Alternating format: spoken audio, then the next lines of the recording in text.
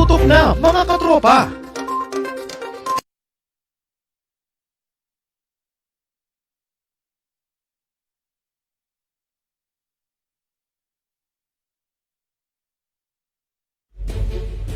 Inaigting, binalakas ang bagong news online TV ng bagong milenyo. Millennial Online TV, ang katropa mo sa pagbabalita.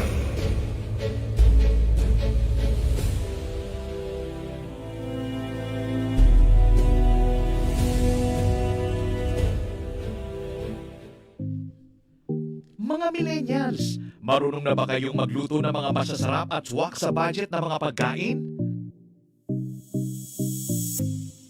Abay, wag puro lang kayo aksi at ML at puro pagkakalikot lang ng cellphone. Dapat marunong ka rin sa gawaing bahay at tulungan ang inyong mga mamsi. Kaya tara na, samahan natin ang kusinera ng bagong milenyo, si Ate J.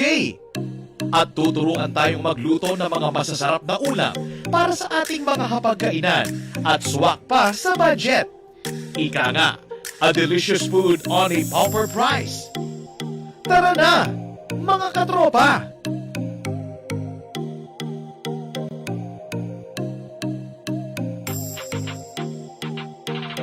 I-type lang sa inyong mga cellphone, sa inyong mga Facebook at YouTube, ang Millennial Online TV.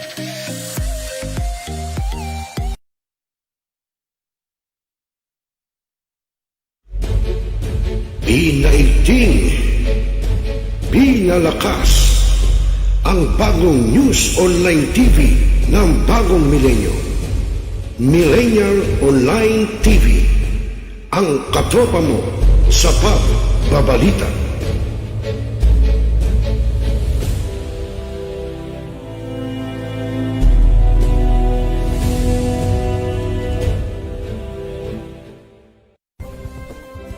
Mga katropa, ako po si Randel Villados, ang online naranista ng bagong milenyo ng Millennial Online TV na nag-aanyaya sa inyo na makikanta, makisaya at tumutok sa lahat ng programa ng Millennial Online TV. I-type lamang sa inyong Facebook at YouTube ang Millennial Online TV. Nood na mga katropa! Ako inyong lingkod, Rosel Lopez, ang inyong katropa, ang inyong kabarangay dito sa Millennial Online TV. Abangan ang ating mga kaganapan dito sa ating bansa at abangan din ang panunungkol ni Kapitan sa ating Dalaw Barangay. Paano nyo kami mapapanood? I-type lamang sa inyong mga cellphone, sa inyong Facebook at YouTube, ang Millennial Online TV. Ano pa hinihintay nyo mga katropa? Like, subscribe, at share na. Okay mga katropa? Mga katropa, ako po si Gazi Sarip, ang inyong tagapaghatid ng balita sa bagong milenyo na nag-aanyaya sa inyo na tunghayan ng aking mga pag-uulat at tumutok sa lahat ng programa dito sa Millennial Online TV. I-type lamang sa inyong Facebook at YouTube ang Millennial Online TV. Nood na mga katropa! Inaigting, binalakas ang bagong news online TV ng bagong milenyo. Millennial Online TV, ang katropa mo sa pagbabalita.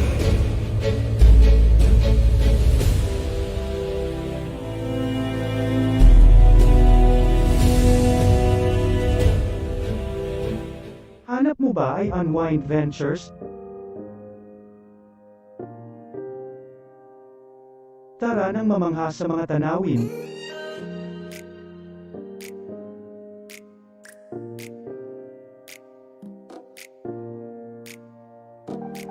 Ano man ang iyong travel goals?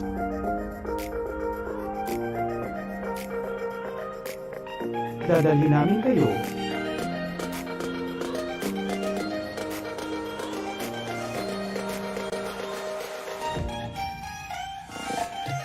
sa Unwind Ventures at saya.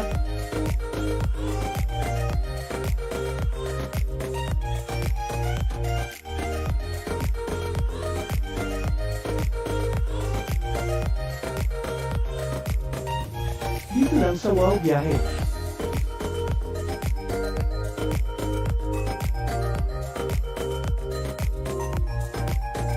Kaya wow, di ba? Abangan dito lang sa Millennial Online TV.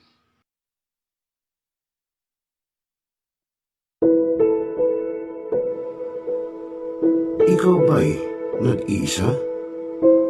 Nalulungkot dahil iniwan at ipinagpalit, niloko ng iyong minamahal. Kung ngayon, i-type sa inyong mga cellphone, Facebook o YouTube man ang Millennial Online TV. Dahil nasa Millennial Online TV na ang online haralista ng bagong milenyo, si Randel Villados.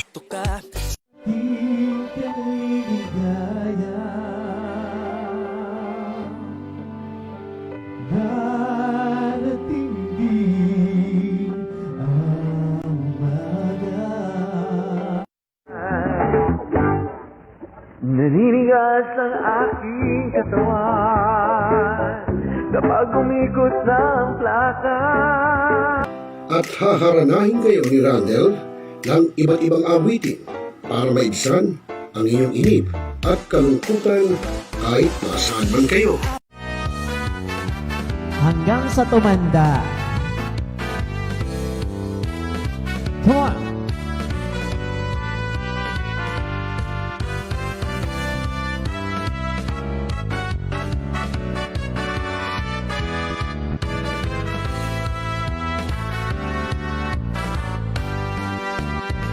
Kung tayo'y matanda na, sana'y di tayo magbago. At pwede rin kayong makiduet kay Randel tuwing Sabado ng hapon. Tutok na! Tawag na mga milenyo! Araw-araw ikaw ang gusto kong kasama. Buhay ko'y kumpleto na tuwing nandito ka sa tabi ko o aking giliw.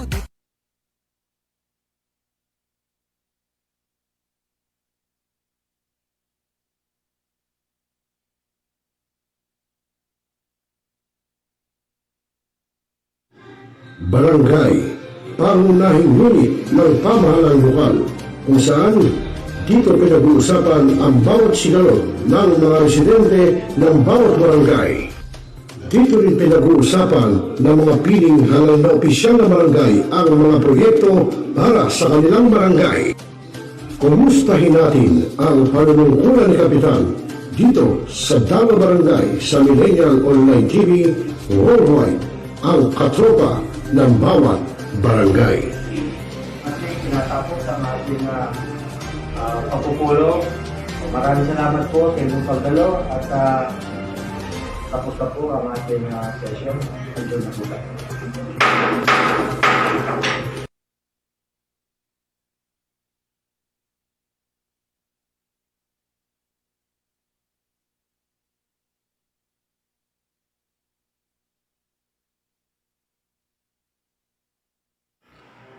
Mga milenyo, pagod ka na ba galing sa trabaho? At gutom na sa maghapong pagtatrabaho? Pero wala kang pagkain sa bahay? Narito na ang sagot mga katropa, ang Super Manok Lechon. Napapawi sa inyong gutom at siguradong mapapa-anirize ka dahil sa tender juicy na jumbo pa at siguradong malinis at bagong katay buhat sa farm. Kaya super masalasa at pangmasa pa.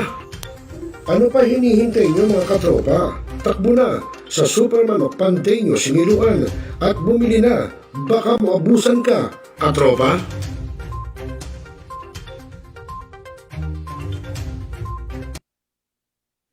Now, we are Talakayin, Biggest destruction of dangerous drugs worth 1.2 rebisahin, billion. opinyon, malawaking, aksyonan. Kasama si Rosel Lopez, ang inyong katropa sa pagbabalita. Dito lang sa Millennial Online TV. Tutok na mga katropa!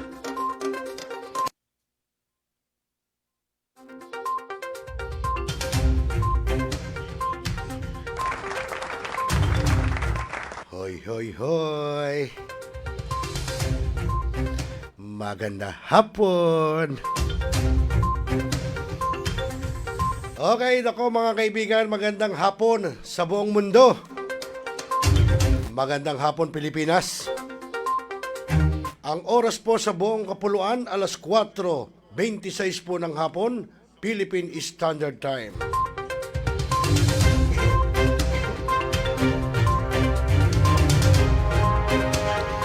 At siyempre po, sa inyo na ang Wednesday edition ng programang Talakayin, Rebisahin, Opinyon, Palawakin, Aksyonan, Tropa. At siyempre po ako inyong magiging kasama, Rosel Lopez. At ako, ito'y sariling remote broadcast dahil absent po si Joshua Sumulat Baltaw. Actually po, hindi po siya absent. Nagkataon po, yung dapat nating igeges sana na si Kuyang Romel Martinez, ay naku po, hindi ho sumipot. Nang Indian, may lahi palang Indian pana. May lahing Indian pana, kakana-kana, si Kuyang Romel Martinez. Anyway, okay lang at sabi niya nga siya daw ay dinalaw ng kanyang insomnia. Abay Kuyang Romel, wag mong mahalin ang insomnia. Minamahal mo wag mong mamahalin.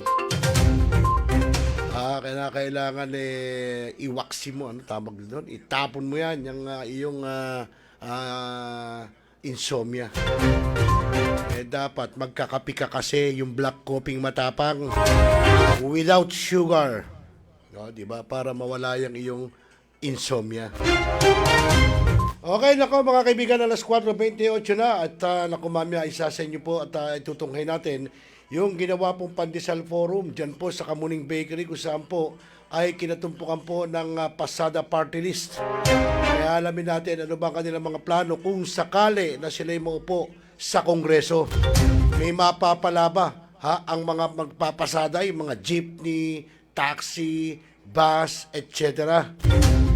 Kahit mga pedicab, dapat isama nyo na dyan, pasada party list ang mga pedicab, yung mga padyak, pumapasada rin. Ano mapapala? Magkakaroon ba sila ng SSS? Magkakaroon ba sila ng Medicare? Kailangan linawin dapat yan.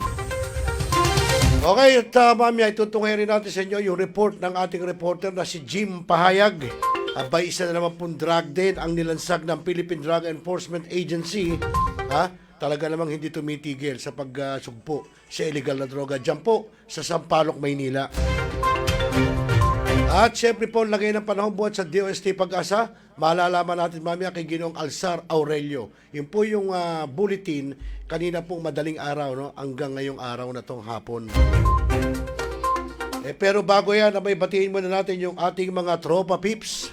Teka muna, no? Nagpakilala na pala ako, no? Sabi ko si Rosel Lopez. Baka mamaya, hindi nyo narinig Okay, batiin muna natin yung aking sampit. Abay, yung nasa Ordaneta, si Marcy Fernando. Abay, nanonood sa atin. At syempre, yung ating katropa, yung ating kaagila, si Magas Gakusana. No? Na nasa Iligan City pa. Hindi pa ho nakakaluwas dahil may inaayos pa ho siya mga dapat ayusin. At alam ko, inaayos yata niya yung kanilang marriage contract ni Kanyang Rosas. Totoo ba yun, Kuya Agila?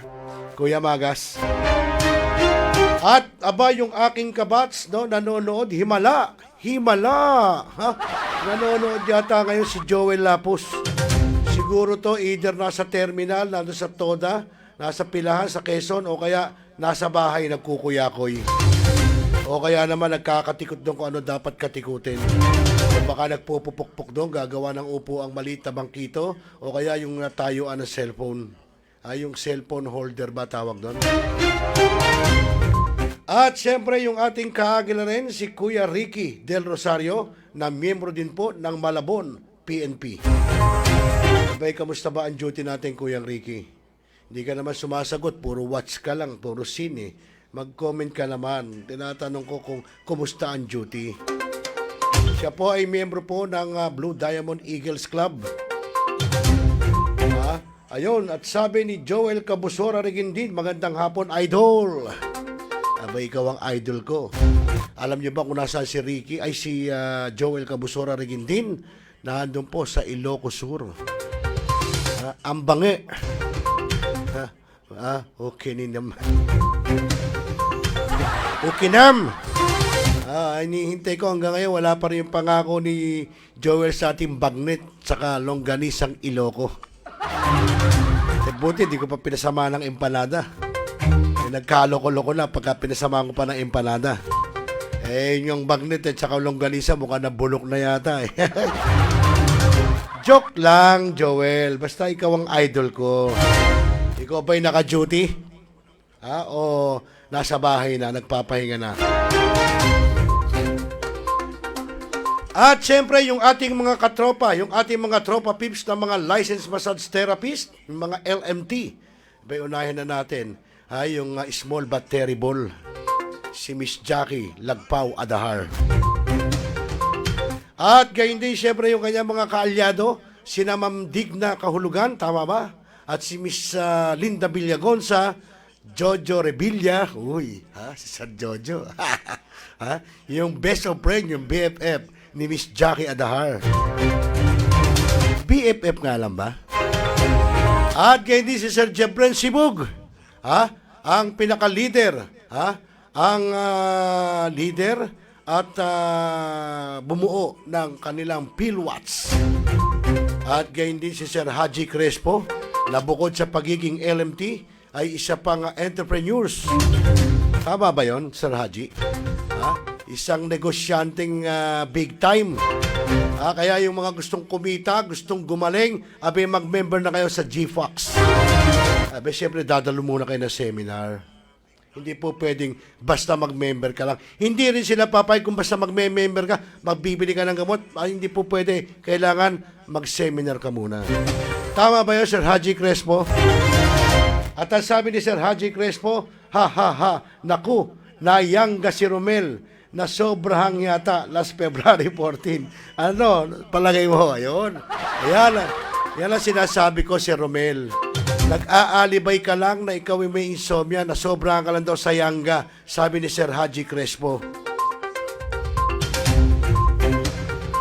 Sabi ni Sir Haji na sobrang ka daw sa yangga. Yung mga magtatanong kung ano yung yangga, mamaya na pag off the air, ibubulong ko na lang sa inyo. At sabi po ni Joel Cabusora Regindin, bukas andito sina BBM at Sara Duterte. Idol on duty na. Okay. Abay, kumusta mo ako kila BBM at Sara? Sabihin mo, adila unay sarsarita. Tama ba yung sinabi ko, Bro Joel? Adila unay sarsarita. Si Sir Haji Crespo naman, tama ka, dapat ikaw mauna. Hindi ganun. Ikaw naman, wag ganun. Ikaw talaga, pinaliwanag ko na sa'yo Basta matik na ako dyan. Okay, at tayo, Sir Romel, sabi ni Sir Haji na sobrang ka daw sa yangga. Alam kaya ni Sir Romel yung yangga? Nagtatanong din si Miss Jackie Adar kung ano yung yangga. Ibubulong na lang namin sa'yo, Miss Jackie, ni Sir Haji Crespo. O kaya i-chat niya na lang sa'yo. I-PPM na lang sa'yo. Parang di ko nakikita yata naka-viewing si Ma'am Jackie Adahar. Sabi ni Sir Haji, copy. Oo, Sir Haji, matik na yan. Alam mo naman, pinaliwanag ko na sa iyo kung naging kayaman lang ako ni Manny Pacquiao o kaya ni Atong Ang, hindi ka na magdadalawang salita. Ako na mismo magsasabi sa iyo. Si Melchor Barrera po, yung pinakamagaling na mekaniko ng motorsiklo sa buong Malabon. Ayan, nanonood. Sigurado ko na naman may sinira na naman to. Sinira. May ginawa na naman to. Ano ka ba naman na magaling ang mekaniko, sasabihin mo may sinira. Malamang yan po hindi ho nawawala ng customer doon sa kanyang shop. Diyan po sa may kahabaan ng Governor Pascual, pagbabalan po ng tulay na nag-uugnay po sa Katmon, Nyugan at Concepcion. Bago po dumating ng BNR, dyan po sa may TESDA. At bago dumating ng papuntang Muson. Yan po, dyan po ang pwesto nitong si Melchor Barrera. Sabi, pagka kayo po, yung motor nyo may problema, punta lang po kayo doon, hanapin nyo po yung shop ni Melchor, ha? Ni Chong, sabihin nyo si Chong. Saan ba rito yung shop ni Chong? Ituturo ka agad doon sa inyo. Sabay ilag. At siyempre, yung ating katropa, si Ma'am Evelyn Lee Matsuo, no? Na nasa Japan pa ho ito, nanonood, sigurado, nasa big screen. Kinokonik po nila sa big screen. Para sila Miss Jackie Adahar doon sa kanila. Minsan, ikinokonik ko doon sa kanila 65 inches na TV. LED. Ilang inches ba yun sa inyo, Ma'am Evelyn Lim Matsuo? At gayon din yung aking kaklasmate na si Joel Lapo. Sigurado, kinokonik niya doon sa kanilang TV 75 inches na LED. With matching sound system pa yon. Dahil nakakonek yun doon sa kanyang speaker na pang mobile. Mga pang party-party. Ayan, Ito si Melchor, sigurado, nakikinig to doon sa kanyang cellphone na, teka. Biro lang, Chong, O, yan po, yung mga motorista natin, yung ating mga riders, no? Particular, yung mga taga Malabon, abay, hanapin nyo po si Chong. Diyan po sa may Governor Pascual, no? Pagbabalan po ng tulay ng Katmon at Nyugan. Bandang kaliwa po yun. Makikita nyo na yun doon, may motor sa labas at yung shop niya naman ay hindi naman kalakihan, no? Tama lang, sakto lang.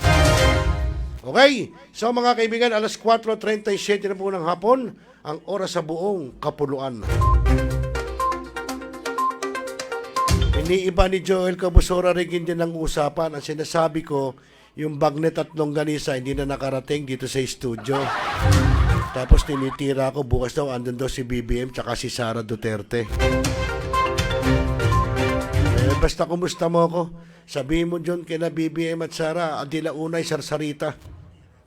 Okay na ba yun, Bro Joel? Okay, so pinakamaganda kaibigan, mga kaibigan, abay alamin na natin sa DOST PAGASA.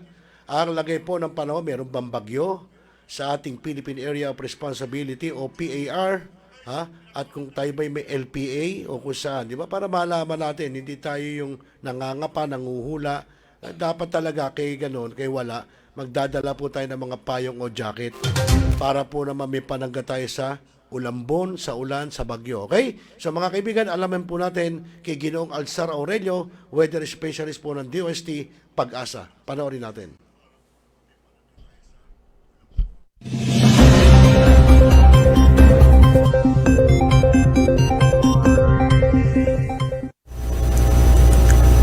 Magandang umaga, ngayon ay February 15, 2022 at narito ang update ukol sa magiging lagay ng panahon sa susunod na 24 oras. Sa kasalukuyan ay shearline pa rin yung umiiral dito sa silangang bahagi ng Northern Luzon kung saan asahan pa rin po natin na magdudulot ito ng mga kalat-kalat na pag-ulan, pagkulog at pagkidlat dyan po sa silangang bahagi ng Northern at Central Luzon. Sa kasalukuyan po ay wala tayong minomonitor na sama ng panahon na maaaring makaapekto dito sa ating bansa. At para sa magiging lagay ng panahon ngayong araw ng Martes, asahan nga po natin na dito sa bahagi ng Cagayan Valley maging sa lalawigan ng Aurora, yung maulap po na kalangitan na may mga kalat-kalat na pag-ulan, pagkulog at pagkidlat, dulot po yan ng shearline. Kaya pinapaalalahanan po natin yung mga kababayan natin na mag-ingat po at maging alerto sa mga posible pong pagbaha at pagguho ng lupa, lalong-lalo na po yan sa event ng mga katamtaman at kung minsan ay mga malalakas na pag-ulan. Samantala, inaasahan po natin yung bahagyang paglakas pa po ng northeast monsoon o amihan at asahan nga po natin yung maaliwalas at malamig na panahon dito po yan sa bahagi ng Ilocos Region, Cordillera Administrative Region maging sa nalalabing bahagi ng Central Luzon na dulot nga po ng amihan. At para naman po sa nalalabing bahagi ng Luzon, kasama na po dyan ang Metro Manila, ay asahan po natin yung bahagyang maulap hanggang maulap po na kalangitan at yung mga tsansa din po ng pulupulong pag-ulan, pagkulog at pagkidlat, dulot naman po yan ng easterlies at ng mga localized thunderstorms.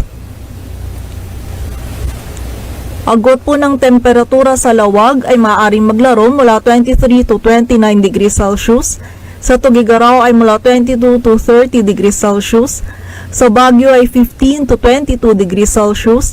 Dito sa Metro Manila, ang temperatura ay maaaring maglaro mula 24 to 30 degrees Celsius. Sa Tagaytay ay mula 20 to 28 degrees Celsius. Sa Legazpi City, Puerto Princesa at sa Kalayaan Islands, ang maximum temperature ay maaaring umabot hanggang 31 degrees Celsius. At para naman po sa bahagi ng Visayas at Mindanao, asahan din po natin na magiging bahagyang maulap hanggang maulap po yung kalangitan at yung mga tsansa din po ng pulupulong pag-ulan, pagkulog at pagkidlat.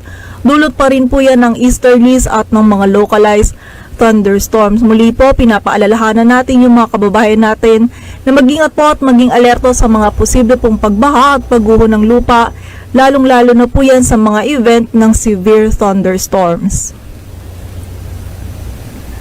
Ang agot po ng temperatura sa Iloilo ay maaaring maglaro mula 25 to 31 degrees Celsius. Sa Cebu at Tacloban ay mula 24 to 31 degrees Celsius. Sa Zamboanga ay mula 23 to 33 degrees Celsius. Sa Davao City ay mula 25 to 33 degrees Celsius. At sa Cagayan de Oro ay mula 22 to 30 degrees Celsius. At dahil pa rin po sa northeast monsoon o amihan ay meron pa rin po tayo nakataas na gale warning sa mga dagat baybayin po yan ng Batanes, Cagayan, kasama na po dyan ang Babuyan Islands, sa Isabela, Ilocos Norte, maging sa Ilocos Sur kung saan hindi nga po muna natin pinapayagang pumalaot yung mga kababayan po nating mangingisda, pati na rin yung may mga maliliit na sasakyang pandagat. At para naman po sa 3-day outlook ng mga key cities ng ating bansa, bukas po dito sa Metro Manila ay asahan po natin na bahagya pong lalakas ang amihan at mararamdaman po natin ito dito sa Metro Manila. And by Thursday and Friday po ay nakikita po natin yung posibilidad na humina po muli ito. At dito po sa Metro Manila, asahan po natin yung tsansa po ng pulupulong pag-ulan, pagkulog at pagkidlat, lalong-lalo na po yan sa hapon at sa gabi. Ang agot po ng temperatura ay maaaring maglaro mula 24 to 31 degrees Celsius. Sa Baguio City, in the next 2 days ay asahan pa rin po natin yung malamig na panahon na dulot ng amihan. And by Friday naman po ay asahan po natin yung posibilidad ng mga pulupulong pag-ulan, pagkulog at pagkidlat. Ang agot po ng temperatura ay maaaring maglaro mula 15 to 23 degrees Celsius. Maging sa Legazpi City, bukas po ay meron din pong posibilidad na maramdaman po natin yung amihan, yung lamig po na dala ng amihan. And by Thursday at Friday po, asahan naman po natin na hihina po ito at yung mga tsansa po ng pulupulong pag-ulan, pagkulog at pagkidlat. Ang agot po ng temperatura ay maaaring maglaro mula 24 to 32 degrees Celsius. Sa bahagi naman po ng Metro Cebu in the next 3 days ay asahan po natin yung maaliwalas po na panahon, maliban na lamang po yan sa mga tsansa ng pulupulong pag-ulan, pagkulog at pagkidlat. Ang agot po ng temperatura ay maaaring maglaro mula 24 to 32 degrees Celsius. Maging sa Metro Davao in the next 3 days, asahan din po natin na maaliwalas yung panahon. Maliban na lamang din po yan sa mga tsansa po ng pulupulong pag-ulan, pagkulog at pagkidlat, lalong-lalo na po yan sa hapon at sa gabi. Muli po, pinapaalalahanan natin yung mga kababayan po natin na mag-ingat po at maging alerto sa mga posible pong pagbaha at pagguho ng lupa, lalong-lalo na po yan sa mga event ng severe thunderstorms. Dito po sa Metro Davao, ang temperatura ay maaaring maglaro mula 25 to 32 degrees Celsius. Dito sa Metro Manila, ang araw ay sisikat mamayang 6:20 ng umaga at lulubog mamayang alas 6 ng hapon. Patuloy po tayo mag-antabay sa update sa ipapalabas ng PAGASA at para sa mas kumpletong impormasyon, bisitahin ang aming website bagong.pagasa.dost.gov.ph. At yan po ang latest dito sa Weather Forecasting Center ng PAGASA. Grace Castañeda, magandang umaga po.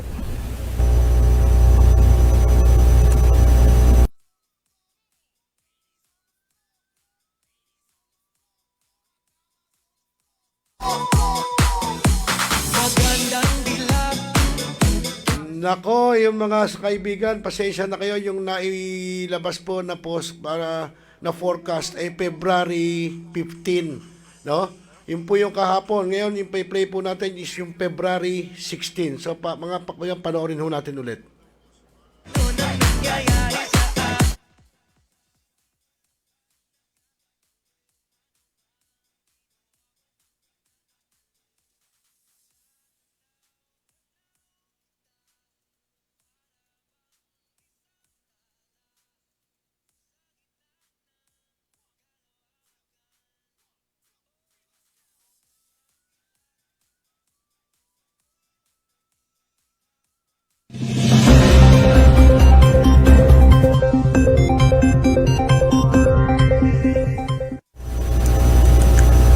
Magandang umaga, ngayon ay February 15, 2022 at narito ang update ukol sa magiging lagay ng panahon sa susunod na 24 oras.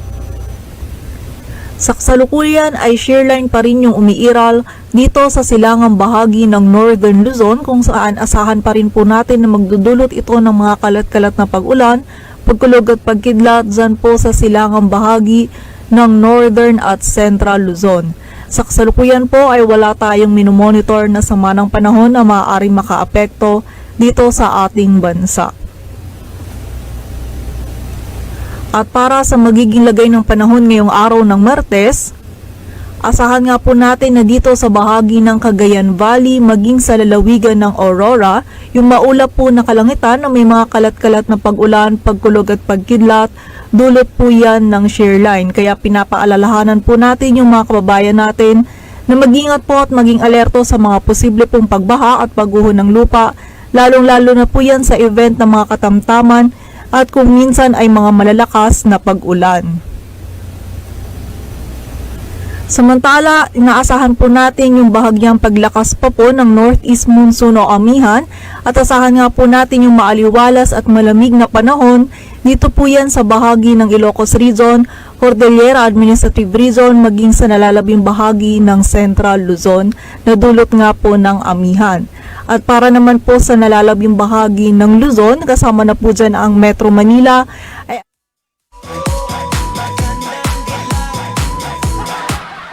Pasensya na ako mga kaibigan, medyo nagkaroon tayo ng technical problem dahil nawala po yung forecast para sa araw na ito.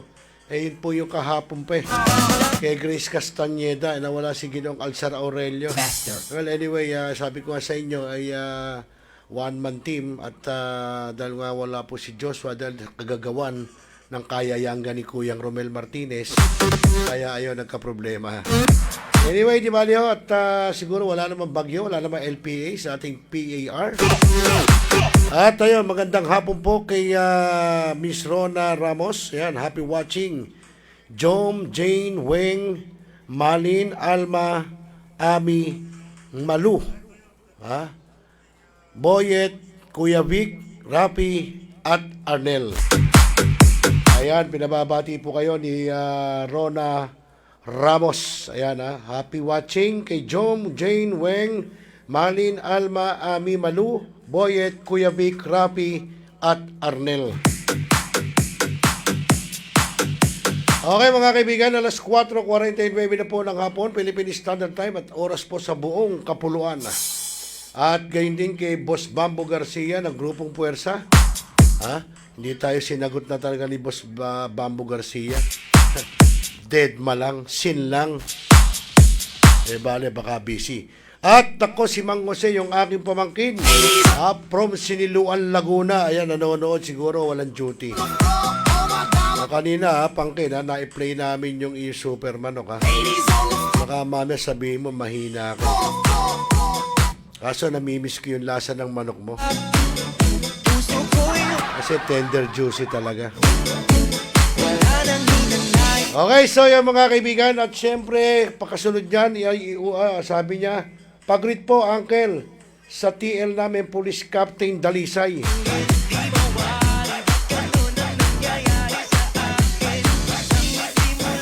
Team leader nyo. Abay, nga pala, pulis ka na nga pala, pamangkin, ano? Saan ka nga pa nakasign? Laguna rin ba? Binabati natin si Police Captain Dalisay. Ha? Ay, yan ba, pamangkin, ayan ba si Cardo Dalisay? Ha? Ng probinsyano? Kasi captain din siya dun eh. Ang rango niya, captain din. Yan ba si Police Captain Cardo Dalisay?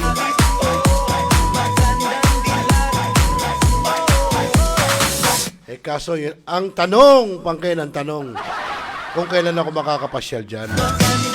Kasi alam mo naman, lalo ngayon, election season, ay medyo hectic ang schedule. Kaya medyo mahirap pumunta-punta dyan. Tama ba yung tinatanong ko, pamangkin, yung inyong team leader na si Police Captain Dalisay ay yan ba si Cardo Dalisay? O alias lang? Yun po sabi sa akin ni pamangkin, dahil ito nga palang aking pamangkin ay pulis na po. Ha? Saan po, sa Laguna rin po naka-assign. Ayan pala si Minsan may isesend ako sa yung picture ha. Tignan mo kung sino ang tunay na Cardo Dalisay doon. Minsan isesend ko sa iyo. Okay, so mga kaibigan, isunod natin ang pag-uulat ng ating kasamang reporter na si Jim Pahayag mula po sa ginawang operasyon ng Philippine Drug Enforcement Agency dyan po sa Maynila kung saan isa pong drug din ang nilansag ng PDEA, no? At sa 100,000 po ang nakumpiska na mga illegal na droga. So pakinggan po natin ang report ni Jim Pahayag. Jim, pasok. Millennial Online TV News Update. Mahigit sa 136,000 na halaga ng illegal na droga ang na-recover ng mga otoridad sa isinagawang buy-bus operation na nauwi sa pagkalansag sa isang drug den at pagka-aresto sa 3 drug personalities sa Barangay 418, Sampaloc, Manila noong Martes ng hapon, Pebrero 15, 2022. Batay sa report ng mga operatiba kay PDEA Regional Office NCR Regional Director Christian O. Pribaldo, kay Director General Wilkins M. Villanueva, inilala ang mga na-arrestong drug personalities na sina Philip Salaklak Jr., Irideston, 37 taong gulang, Maria Angelita Batak I. Policarpio, 30 taong gulang, at Emmanuel Gadmaitan I. Isidro, 61 taong gulang. Nakumpiska at nasamsam sa operasyon ang ilang piraso ng heat-sealed transparent plastic sachet na naglalaman ng puting crystalline substance na hinihinalang shabu na may bigat na 20 gramo na nagkakahalaga ng 136,000 pesos, isang analog mobile phone kasama ang iba pang drug paraphernalia at buy-bus money. Ang mga nakumpiskang ebidensya ng droga ay dinala sa PDEA Laboratory Service para suliin sa qualitative at quantitative analysis, habang ang mga naarestong suspect ay pansamantalang nakakulong sa PDEA jail facilities at sasampahan ng kasong paglabag sa RA 9165 o mas kilala sa tawag na The Comprehensive Dangerous Act of 2002. Ang matagumpay na anti-drug operation ay isinagawa ng PDEA Regional Office NCR Manila District Office sa koordinasyon ng MPD Police Station 4 SDEU. Jim Pahayag para sa Millennial Online TV, ang katropa mo sa pagbabalita. Millennial Online TV News Update.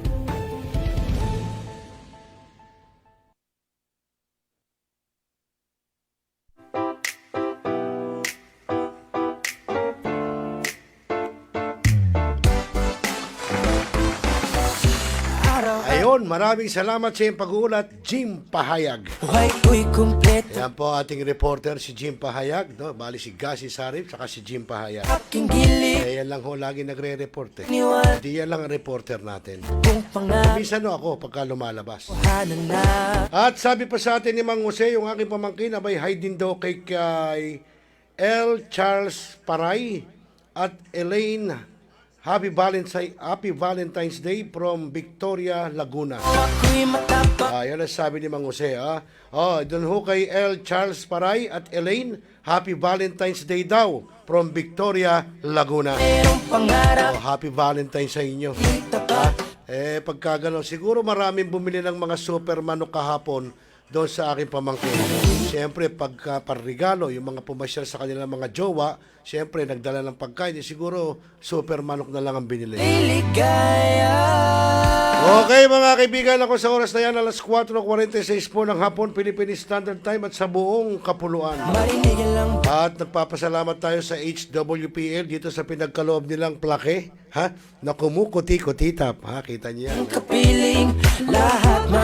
Tignan niyo yan, nag-iiba-iba kulay yan, ha? Kita niyo, maya-maya, mag-iiba kulay. Ayan, kita niyo, nag-iiba kulay. Yan, ganyang kagaling ang HWPL. Ito po yung grupo para sa World Peace. World Peace kung saan dapat magkasundo-sundo, magkaroon na unity ang buong bansa. Iwan na, kalimutan na yung mga alitan, kalimutan na yung mga hidwaan, dahil malapit na ang pagparito. Tanong nyo, Nino, alam nyo na yun. Praise the Lord! Hallelujah! Hindi, totoo naman yung sinasabi ko. Yan ay nakasaad na sa propesiya. Di ba yun ang sinasabi doon sa anong teleserye ngayon? Yung Olala. Anong teleserye yun? Salamat sa pagliliwanag. Ayan, basta yun na yun. Yan ang nakasaad sa propesiya, ha, mga kaibigan, ha. Kaya yung mga kababayan natin, magsisi na kayong lubos, ha. Lagi kayong manalangin, ha? Dahil malapit na. Hindi nyo nakikita, ayan na, dahil dumadaan na at dumarating na at dumating na yung mga palatandaan. Kaya yung mga hindi nagbabago dyan, nasa sa inyo na yon. Basta't nandito ka. Okay, nako mga kaibigan, 3 minutos na lang bago sumapit po ikalima ng hapon. At pinakamaganda po itong hay naman natin, yung pong ginawang forum dyan po sa Kamuning Bakery, yung pong Pandesal Forum, kita nyo, ito po ang naging guest po dito, ay yun pong PASADA Parttlist, no? Hindi natin alam, siyempre, kung ano ba ang plano nitong PASADA Parttlist kung sakali sila lumusot at manalo, maupo sa Kongreso. Sana naman po, kapag kalimbawang magkaganon, sana, meron silang gawin para sa ating mga chopper, no? Hindi lamang po ng chopper ng jeep o ng bus, kundi sana, pati yung chopper ng mga pangmasa, yung mga pedicab na ganyan, sana meron silang gawin ding batas para doon. Dahil kaawa-awa po, yung ating mga kababayan na nagpapadyak po, tsaka yung mga motorized tricycle, nakakaawa po dahil wala po silang nakukuwang benepisyo, wala silang nakukuwang ayuda, no?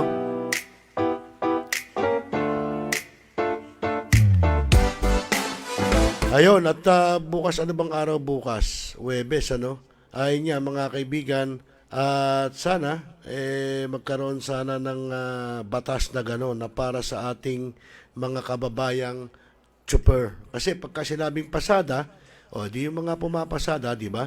Di ba? Yung ating PASADA party list, no? Kaya nga ang topic, sakay na Pilipinas. At ang mga naging panelist po doon ay sina Mr. Robert C., Transport Economist, City and Regional Planner, Public Transport Advocate. At ganyan din si Mr. Dom Hernandez, Representative of PASADA Commuter Group. At syempre nandun din si Miss Nikki Coseteng, former Senator at Educator.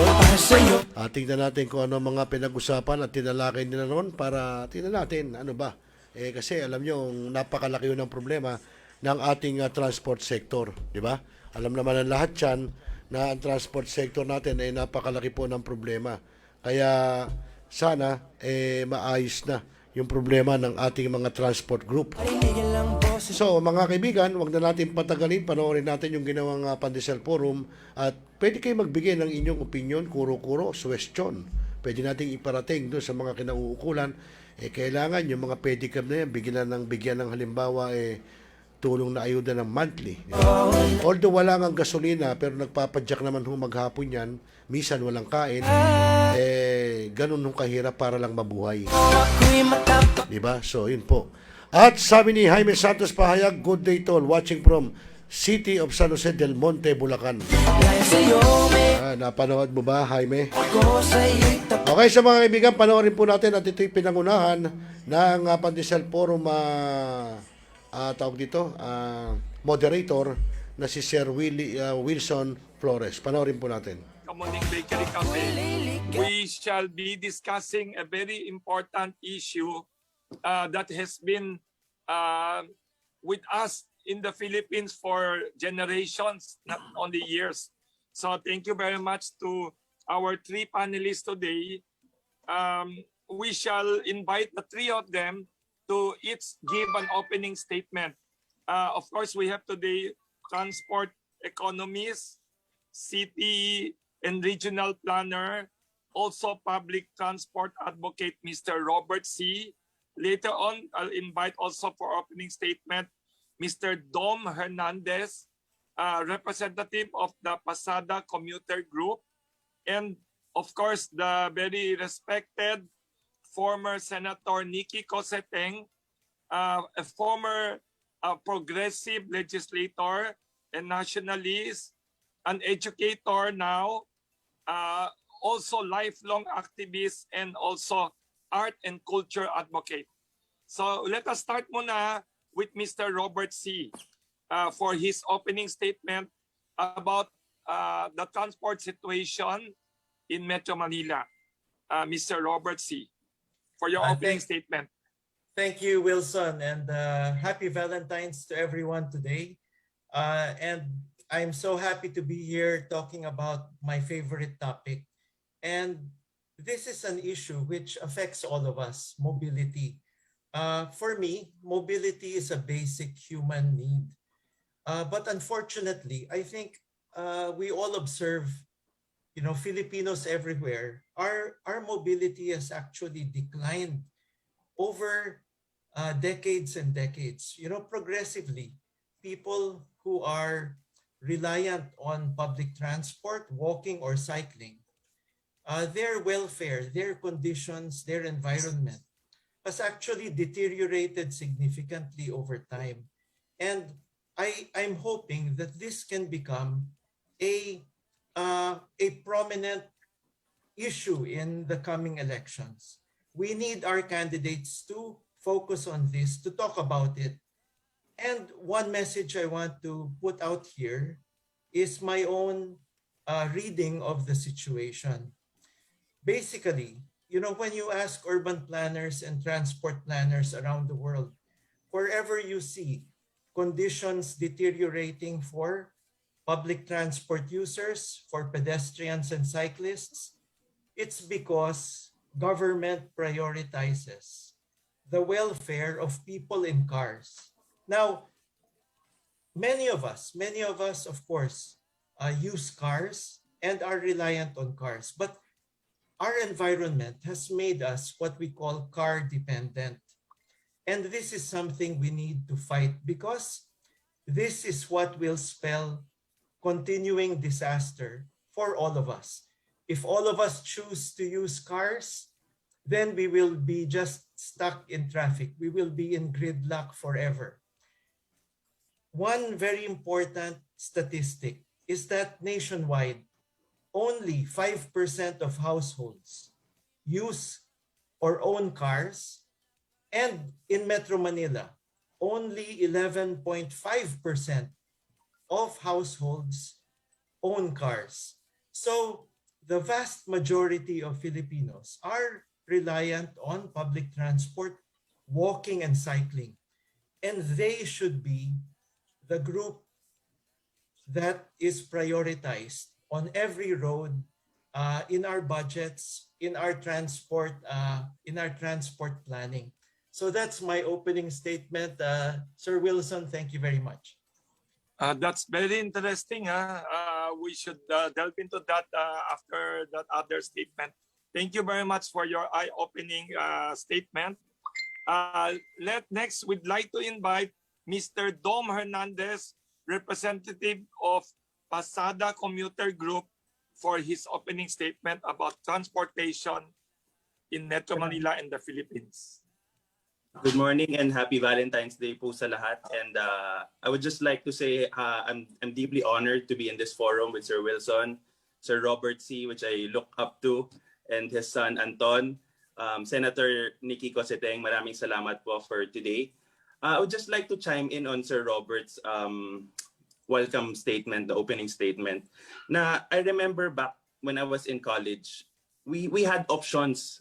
I'm not gonna lie and say we don't have private vehicles. We do. But 10 years ago, we had options when we wanted to go to Baguio, when we wanted to go to La Union, when we wanted to go to Batangas.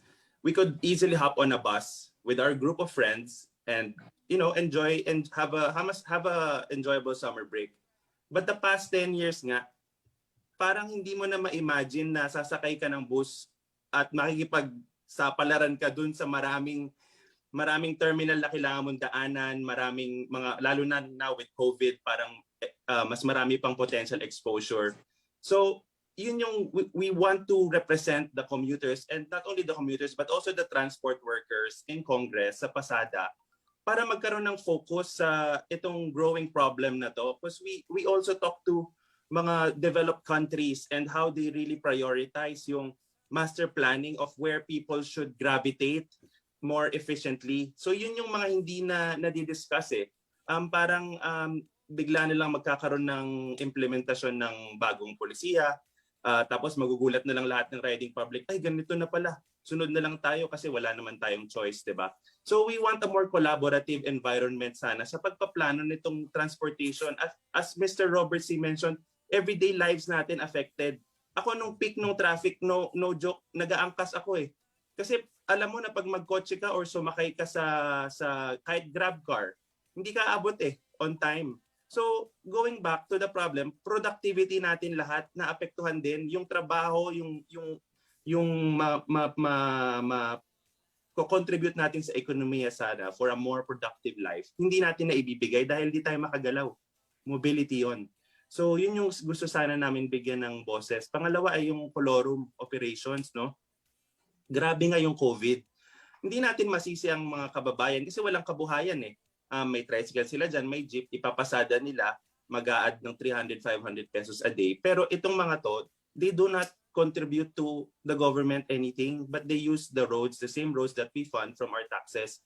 And also, they do not follow the minimum health protocols na could be a cause of spread of COVID even more. So, I'm not saying eradicate colorum, but let's give them a chance to legitimize their operations. Yun po sana, kasi pag na-legitimize natin at ma-regulate sila ng mas maayos, mas magandang takbo natin as a whole. So, sorry, marami pa akong mga napaaga ata yung mga concerns natin, but that will be my opening statement. Good morning po sa lahat. Thank you very much, Mr. Dom Hernandez. We will discuss later on more yung mga problems na ni-raise niya and also Mr. Robert C. Last but not the least, very important, we'd like to invite former Senator Nikki Cosseteng and a very respected activist concerned with many public issues for her opening statement. Thank you, Wilson. Good morning to everyone and happy Valentine's Day. I'd like to thank Robert for being here and Dom as well and Cora Alma de Leon, because this is not only a human need, but I think it's a basic human right, because all the persons who are bus riders, commuters, are the movers of our economy and contributors, to the development of our society. Let's not forget that. So they, from all walks of life, they are the movers of our society, our country. And it's so sad because there's such a word, no? Inutility, or the total irresponsibility and negligence of government. It is the public that has to now carry this burden. Whatever the problem is about transportation, this is actually the failure of government to provide this service. And yet, the public feels so helpless and feels so quiet, and they're so quiet. That's why I thank you, Wilson, for giving us this opportunity. It's really something that hits me in the gut, because the countless hardships, inconvenience, torture, name it. You know, government officials don't experience this. They have their own service, they have their own SUV, or they have their own cars to ferry them around. And, you know, it's really, really something that I think they have been very, very manhid, you know, to the hardships of the public. Another question that I hope that we can answer in this forum is, why is it that the bus operators are so afraid? Parang parang may nakasaksak na ice pick sa leeg. Bakit sila natatakot? Sila dapat nandito sa forum mo eh. Sila dapat nagsasalita dito eh. Ba't sila natatakot? Natatakot sa LTFRB, natatakot kay Tugade, natatakot sa DOTR, etc., etc. They are so scared. Samantalang tayo, wala naman tayong bus, wala naman tayong jeep. Pero tayo nagsasalita, mismo yung mga affected, mga concerned, hindi makalabas. And this is really dangerous. This kind of a situation is so scary, no? And the other question is, why are the LGUs also afraid to say something? Why? Number one. Number two, why are the LGUs allowing car owners who have one garage to have 2 or 3 cars and park them in the thoroughfares or in the side streets, etc., so that nobody else has any space to move? Because the car owners have allocated the areas in front of their house, in front of their neighbors' houses. Parang wala nang makapasok na fire truck, ambulance. Sorry na lang kayo, di ba? Kasi basta may kotse ako, ipaparada ko kung saan ko gusto. So, the obstruction of roads, for example, ang sabi nila, EDSA is supposed to be only for cars. The buses, out kayo. Hindi kayo pwede sa EDSA. Balita ako the statistics show that there are only 12,000 buses and 280,000 cars. So itong EDSA na to, itong ginigit nila na dapat wala ng mga bus sa EDSA, sabi ko sandali lang. Sa EDSA may simbahan, sa EDSA may mall, sa EDSA may tindahan, sa EDSA may lahat ng klaseng establishmento nasa EDSA. Pero nagbibigay ng building permit, wala naman pamparada. You know, some restaurants, not on EDSA, yes, on other streets, no?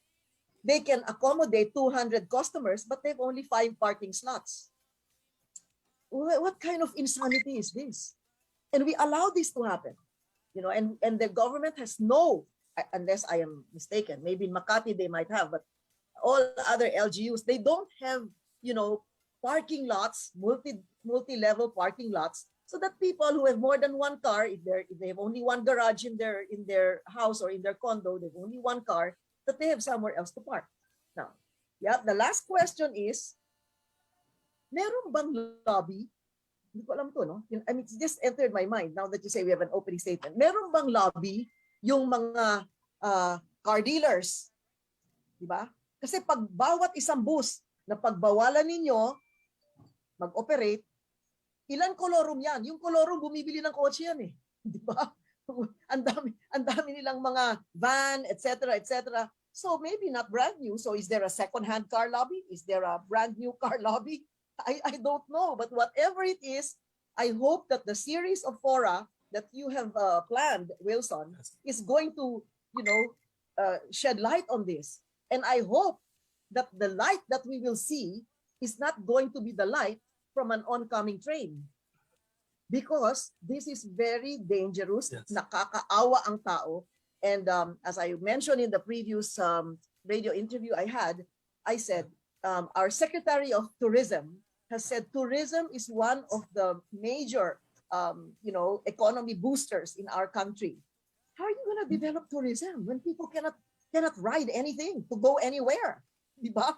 So the downstream of this mess created by government is really something that needs to be addressed. And finally, Secretary Tugade, ayoko naman hamunin kayo dahil kayo naman nasa pwesto, ako naman hindi.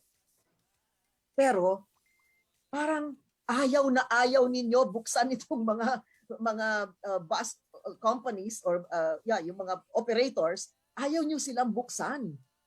At hayaan nyo silang bumiyahe. Parang sabi nila, ikaw na lang ang naiiwan na may ayaw. So ang tanong, bakit? At bakit nyo itatambak yung mga bus dun sa Bukawe, sa arena? Yung arena, maganda yan para sa mga sports events, mga whatever public affairs, that's happening there. Pero hindi po yan dinisign para sa 4,000 bus na gawing garahe ang arena na yan. Hindi po ganun ang pagkaalam namin. No? So I hope, Secretary, hindi ako naghahanap ng kaaway. Ako, I want to go to Baguio, riding in a bus, matutulog lang ako. Dahil po dito sa inyong patakaran, ako po, kailangan magmaneho. Sarili ko, I drive by myself to go up to Baguio.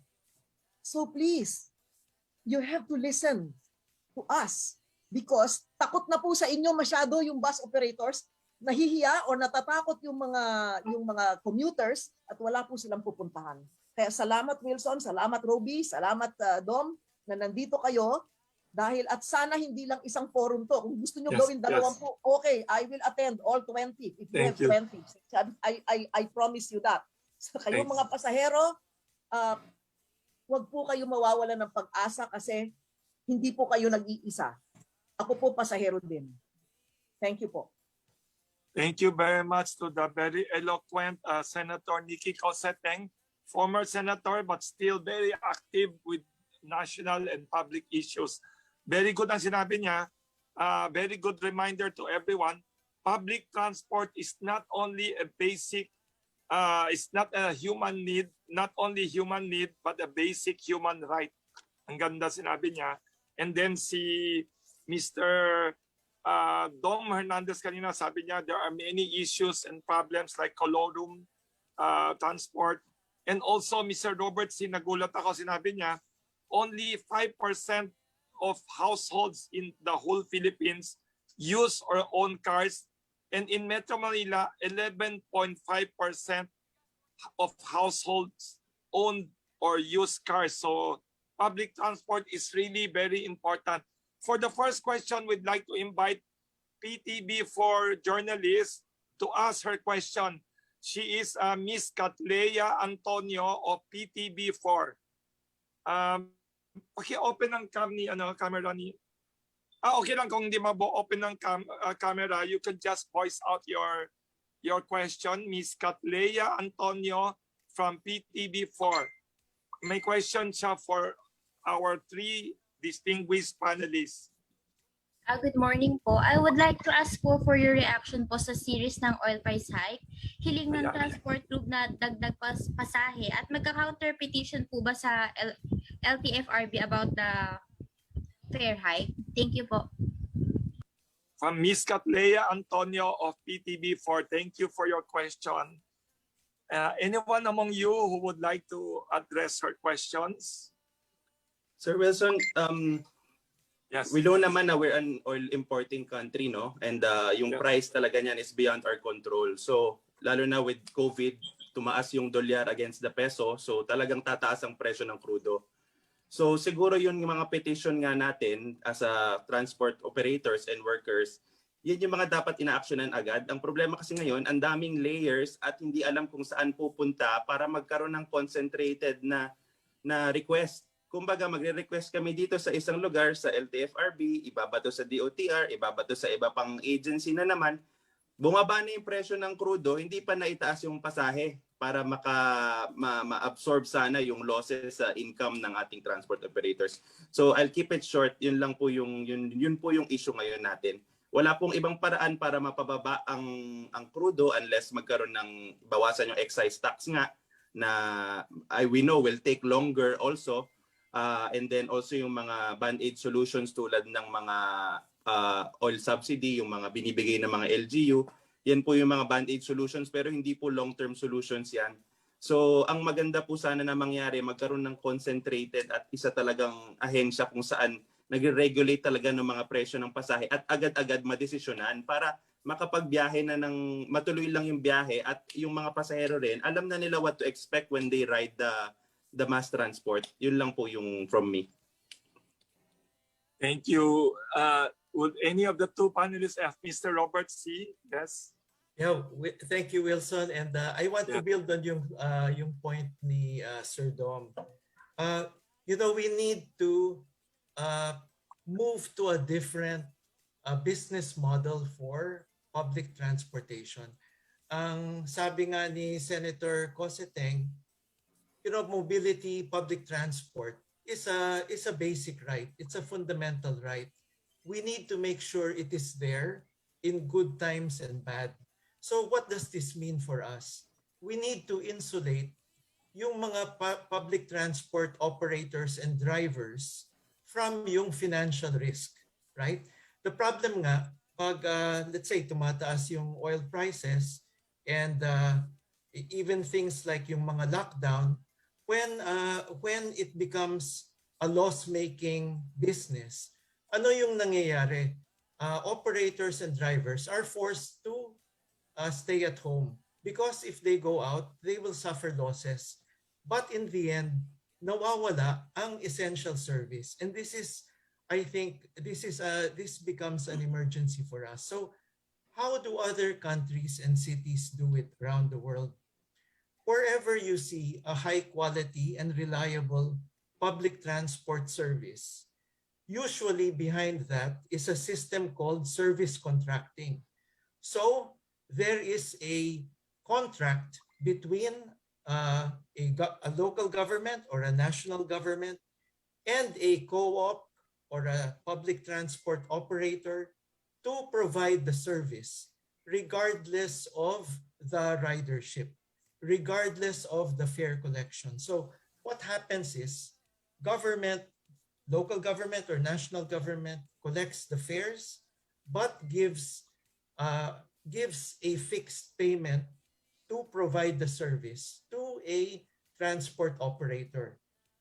We should migrate gradually to this type of system if we want reliable and high quality service. Bakit po? Because under a contract, we can introduce yung mga incentives to make it reliable and high quality. And this is something we should all aspire for. Last year, sa budget of national government, and again this year, may budget para sa service contracting. Let's use this in order to develop a good working model that public transport operators and drivers will be happy with. Importante rin yung concept of what we call just transition. In moving to a new business model, we should respect yung existing operators and try to give them a smooth transition into this new system, which will be more predictable, reliable, stable. They will not be subject to all these risks which they are now facing today. So this is something that the next administration should focus on and continue to work on. So thank you po. Thank you very much. For that, Senator Nikki Coseteng, would you like to address that question of Ms. Catlea? I think that's a very laudable solution that Mr. C has provided to us. I'd like to remind Catlea about the point that she was making. It's very important, and yes, there is really a need to shield public transport from all kinds of stresses and all kinds of risks. In this situation that we have today, the risk is solely borne by the public transport sector. There's no ayuda for the public transport sector. There's no loans that are maybe deferred payment of certain loans, or no interest loans that can be provided to the transport sector. And worst of all, the coup de grace is it is the government that is killing the transport sector. It is the government that is ordering the buses, wag kayong lalabas. Mga jeep, ganito ang problema. So, ibig sabihin, the very sector that is filling the vacuum that government has created to the detriment of the riding public is the very sector that government is also killing with one hand, and with the other hand, telling everybody, pumasyal kayo, lumabas kayo, maglakad kayo, pumunta kayo sa ano. So anong gagawin nila? Maglalakad. Maglalakad. Diba? So this is something that's very, very important. And I hope that the stress on the solution that Mr. C has brought to the table is also, on the other hand, a reminder. Yung gobyerno ang pumapatay sa transport sector natin. Wala na silang nagawa na pag-aaral kung saan, kasi hindi lang dahil mahal ang gasolina, kahit magmura pa ang gasolina, kahit magbumaba ang presyo ng gasolina, katay pa rin yung transport sector. Hindi nga kayo pinalalabas eh. The buses can afford to pay the transport, the fuel hike. The buses may be able to afford that. They can afford even shouldering, maybe part of a particular loss, a certain amount, etc. Kaya nila yan. Pero hindi nila kaya kung katayin mo sila dahil hindi mo nga sila pinapalabas eh. Di ba? All because you want EDSA to look good. You want EDSA to look good. And by the way, just to add, yung carousel system na yan, in respectable countries, it is called the rapid bus transport set system, you know. Dito lang tinawag ng carousel. Alam natin carousel sa karnabal eh. Ginagawa na yung karnabal ito eh. Mali nga eh. Hindi. That is also a recommendation, I believe, of Mr. Robert C. That's why it's there. Now, the point is, again, buses. Dati, nasa kanan ang sidewalk. Doon sila nag-unload. Ngayon, nasa kaliwa na, pero yung pinto nasa kanan pa. At 50 kilometers per hour speed limit, the buses are traveling at 50 kilometers per hour while other buses are unloading, while the passengers have to walk around the bus and bring their children, bring their maleta, bring their bayong, etc., and ride the bus from the right side. Now, isn't that is very, to me, dehumanizing. You know, parang hindi na lang pinapansin yung risk sa kanilang sariling buhay, makasakay lang ng bus. So this is ridiculous. You know, if government says, let's put the sakayan in the middle of the road, walang problema. Gawin nyo naman, butasin nyo naman yung bus ninyo para yung pinto nasa kaliwa, di ba?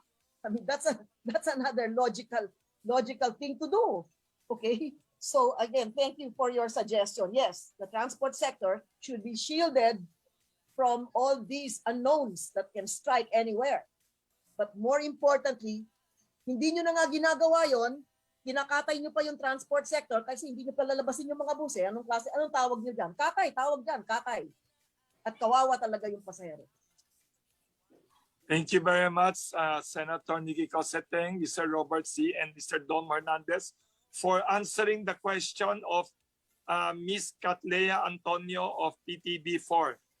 Maganda yung tanong ni Ms. Catlea kasi oil price hike, I think, will keep on increasing because there are rumors in the West of possible problem between Ukraine, US, and Russia. And natural gas, ano yun, superpower ang Russia. And so next, I'd like to invite from Radio Veritas. I will read his question because he is using his desktop. So I will help him read his question. 1 second lang ha. The question here of Mr. Jerry Maya of Radio Veritas for our panelists. Okay sa magbasa. Yes, we'd like to invite Mr. Jerry Maya of Radio Veritas to please ask your questions. Good morning po. Welcome, Jerry. Yes. Good morning po. Opo, yes, good morning. I would like to ask yung insights po ng ating panelists kung ginagamit po ba ng pamahalaan ng pandemyang ito upang phase out ang traditional jeepneys natin. Kasi hanggang ngayon po, nakausap ko po yung T.R.O.P.A, limitado yung ruta ng mga jeepneys at ngayon dinodominate po yung mga ruta nila ng mga bus na nag-service po doon sa mga commuters na pinapasadahan po nila. Thank you, Jerry. Sige, maybe if I can answer, Sir Yes. Wilson. Yes.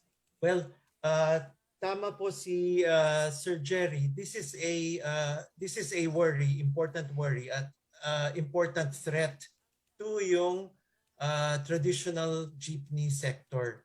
And this is a worry because still merong mga rota na hindi pinapatakbo yung mga traditional jeepneys. And this is in some of these routes are being converted into bus routes. So in these types of routes, syempre, nawawalan ng livelihood, nawawalan ng income ang mga jeepney drivers and operators natin.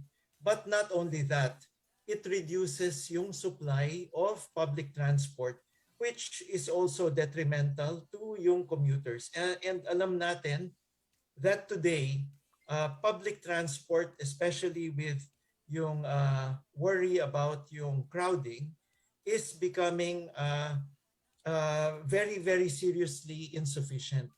So what is the correct policy dito? We should first allow as much capacity as possible to operate. So dapat i-lift na yung mga restrictions on all public transport so that they can provide more capacity. When you have a pandemic, you need less crowding. If you reduce the supply, you will increase the pressure for crowding. So that is fundamental. Number two, dapat po, wherever you have a route, halimbawa dating jeepney route, gagawing bus route. And there is a logic to this based on yung transport science. In some routes, pag high volume na, you need to have a higher capacity vehicle. But the best policy approach is to have what we call a just transition.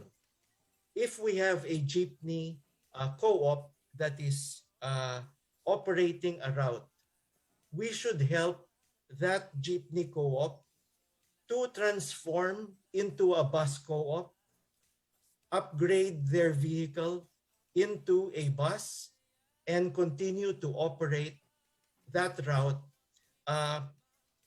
as an organized group. So this is the solution that has been tried and tested in many Latin American countries. Meron din silang mga jeepneys, but they transformed into high-quality bus rapid transit using this formula.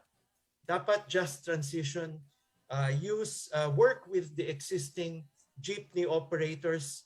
Don't just set them aside, but give them at least yung first priority in order to transform from a jeepney co-op into a bus co-op and then operate that route. So thank you po, Sir Jerry. Thank you.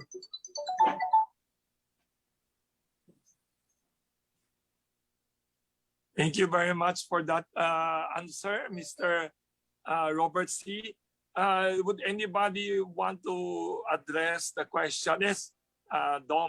Sir Jerry, no, again, tama po yung sinabi ni Sir Robert na may just transition po tayo kasi nga po, kabuhayan ng marami nakasalalay dito, lalo na galing sa COVID na sabi nga po ni Senator Nikki, ay wala ng kabuhayan, katay nga ang nangyari.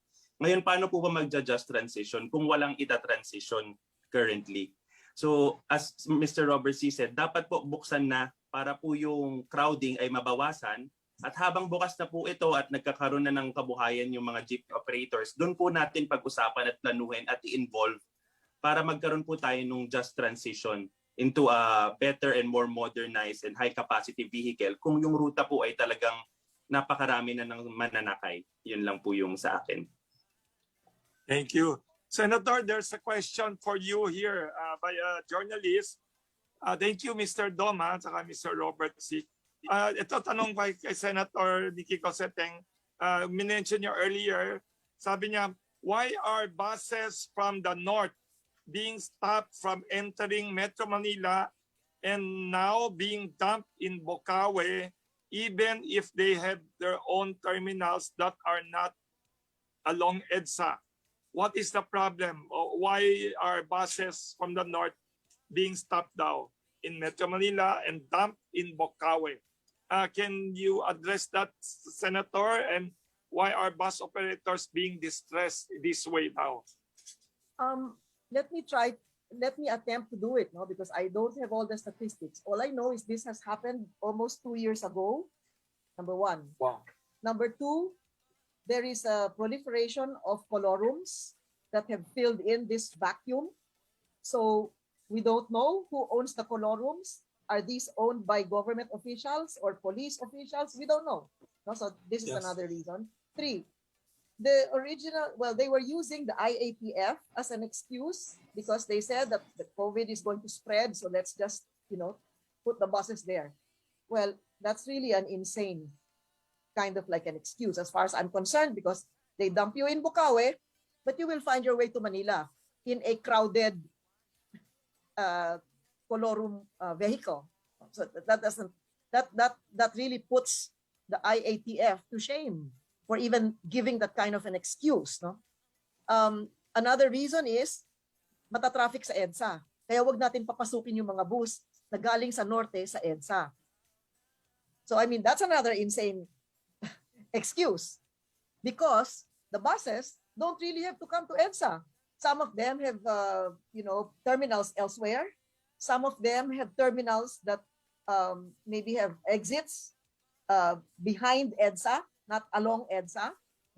And as I mentioned earlier, if you only clear the side streets, etc., completely, then private vehicles can always look for alternative routes, And of course, the way I look at it, there seems to be some other underlying reason, And earlier we said that it was in the arena area, that they want maybe arena may have suggested, could be, I don't know. I think you should invite the owners of arena to come and explain why it's there, no? Because we cannot just speculate. But remember that there is a fee that is charged per bus, 400 pesos or something like that, every time they come in or go out, so come in and go out. So that is something else that has to be addressed. There is an income that is generated. Now, if you say that there are 5,000 buses from the north coming to Manila, not all at the same time, but I need to say, in their own definite schedules coming from different points. If there are 5,000 times 400, I don't know, you just compute that. Where is it going? How much is that per day or per certain length of time, right? Now, the other thing is the area, the entry and the exit into the North Luzon Expressway and Lex is not very wide. When I attended the Southeast Asian Games last year, it took an hour and a half for us to get to the expressway. That is only from the vehicles that attended, of the people who attended the Southeast Asian Games. That does not include the regular travelers around that area who may not have anything to do with the games, but they also got stuck in the same traffic as us. And this happens each and every time there is an event, which means the more events that are held there, more sports events, more, whatever, political events, etc., that will, and you include now the buses that are going to use that as their parking area or their terminal, you can just imagine that nightmare that everyone has to go through each and every time.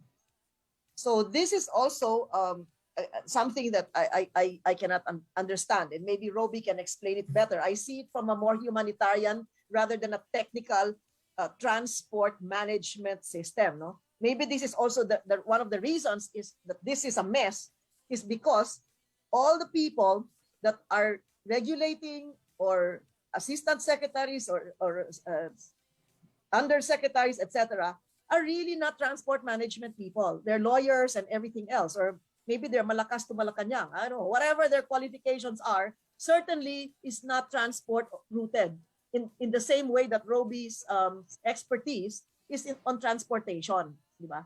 So that's really the challenge. So para sa akin, because we're just trying to be as human as possible to understand the situation, I am even calling out a bet. I said 100,000. Wala yata. I'll make it 2 million. Seriously. I'll make it 2 million pesos to let everybody from Secretary Tugade down to his last director in all the different agencies handling transport, please be bus riders or MRT, LRT riders every day of your lives, because some people are doing that for the last 30 years. You know, this is serious. So do that. You ride the transport. Walang bodyguard, walang utusan na magpipila ng maaga para makakuha ng ticket. Wala. You just go through what the human beings, Filipinos, that are going through this every single day. Okay? I'm sure pagkatapos ng isang linggo, baka hindi ka pa umabot ng isang linggo, suko ka na. Bitiw ka na. Di ba? Panalo ko, di ba? So, Baby Wilson and Dom and Robert, sali tayo, di ba? 2 million, hinahamon ko na lahat kayo. Sige, sumakay kayo. Okay lang, matalo ako ng 2 million. Basta araw-araw. Gagawin nyo yan for 30 days. Tingnan That's natin. a very, I'm very sure good. Yung mga patakaran ninyo, magbabago yan kung gawin nyo yan. Yeah, Thank you very much, Senator. Mr. Robert C. would like to add to what you said. Thank you, Mr. Robert C. Yes, Sir Wilson. Magandang headline yun bukas. Yung hamon ni Senator Nikki Coseteng. Yes. 2 million if officials. If DOTR and LTFRB officials use public transport every single day. Every single day. It's a very important principle. If you are a cook, you have to eat what you're cooking, right? You cannot be a good cook and not eat what you're cooking. And this is the sad reality, that we have many cooks who never eat what they're cooking. And actually, if they did eat what they were cooking, the cooking will improve. Diba po? So I think that's a very important principle. Let's push for our officials today and our officials of tomorrow to use public transport. That's even local officials, because you see, one very interesting point is today, yung LGUs natin have almost no responsibility for public transport except for tricycles. And this is an anomaly. How can you run a city? How can you run a municipality and not control how people move around? And if you can only control tricycles, then you are severely handicapped. So we need to think, how can we change that? Kasi all over the world where you have high quality public transport, it's the local government that manages it. So I think that's a key point. But I want to go back also to the issue about public transport terminals.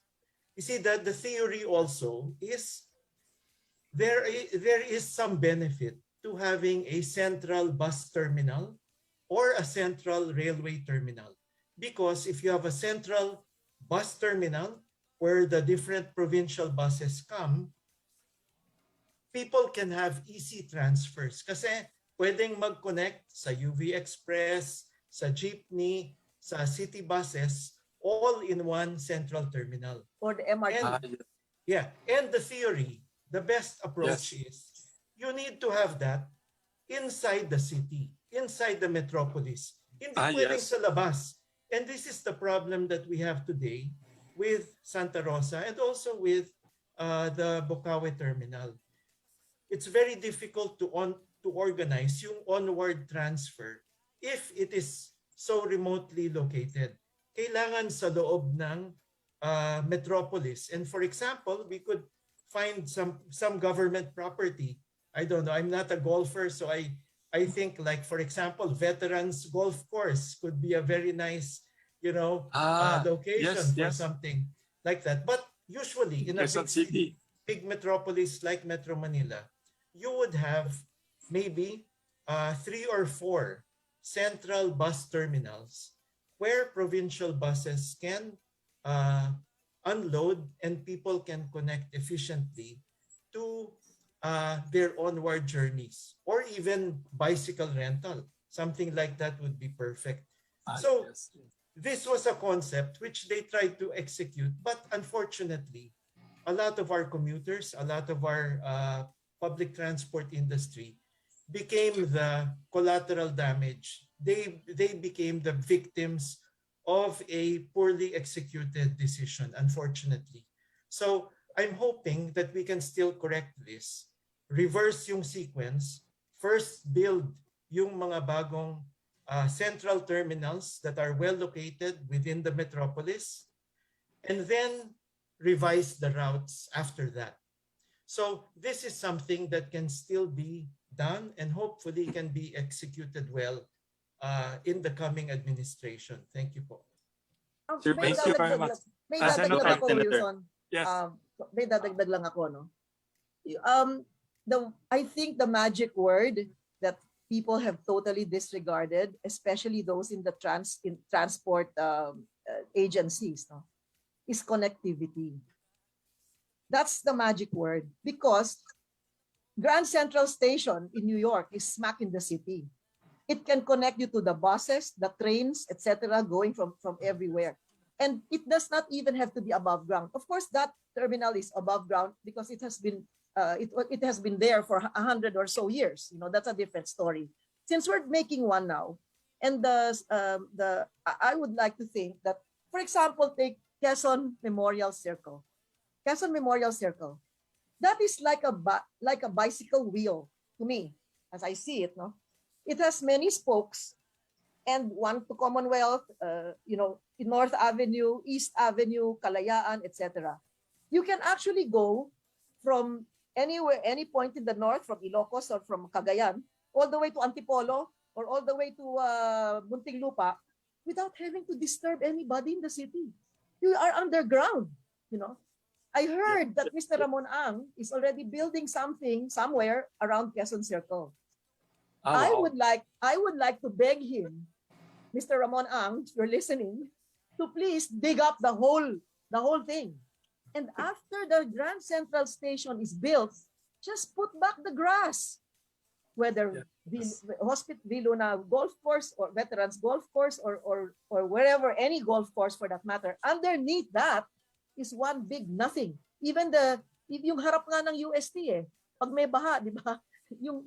It's a big lawn. Just dig it up, build a station under there, and you are 5 minutes from Quiapo. 5 minutes from Quiapo, you know? I mean, Yes. considering all of this. Now, I'd like to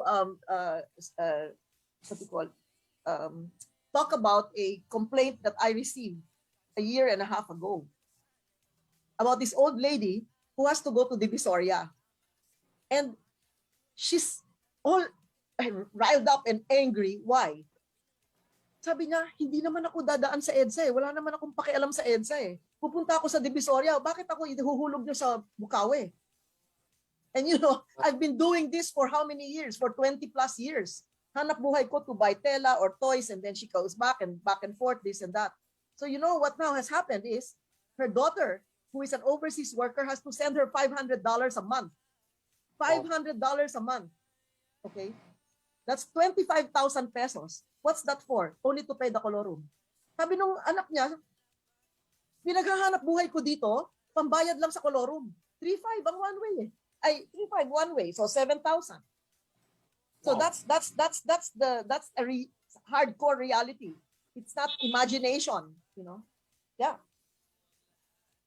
And to Thank add you lang for- kay Senator Yes. Sir Wilson, no, yung colorum ang problema dyan yung 3,500 nga na binayad, walang contribution yan sa mga buwis at all. Walang resibo yan, walang minimum health protocols. Walang tulong sa economy.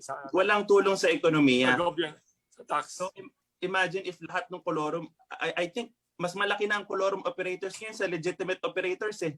So Colorum imagine jeepney, colorum buses pa yan?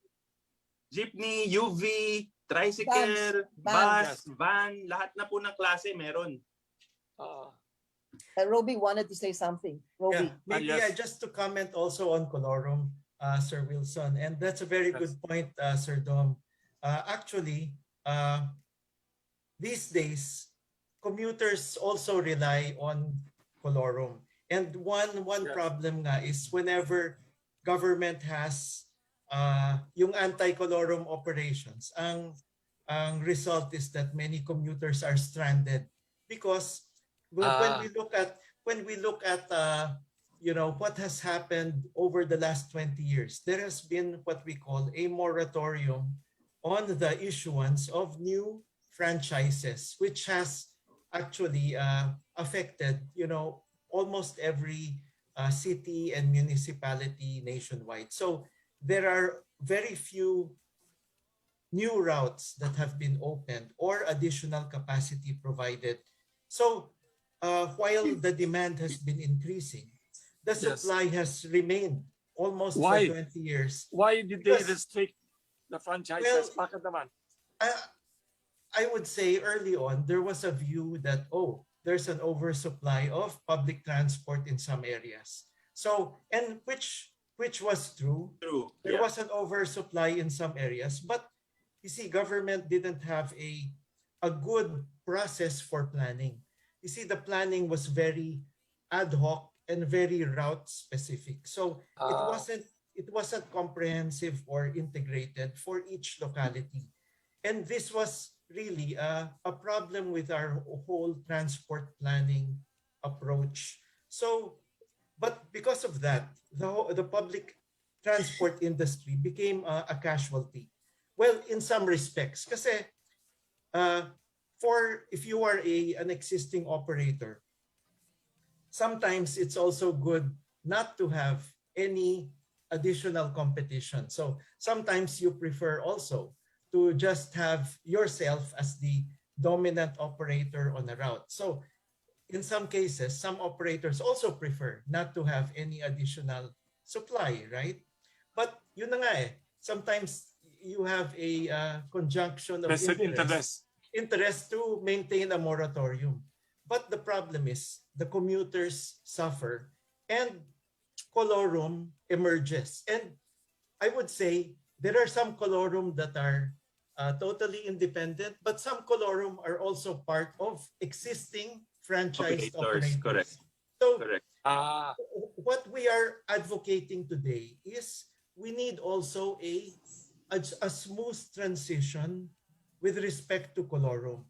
And what we are encouraging is, let's plan for an amnesty period where we will register all the colorum operators.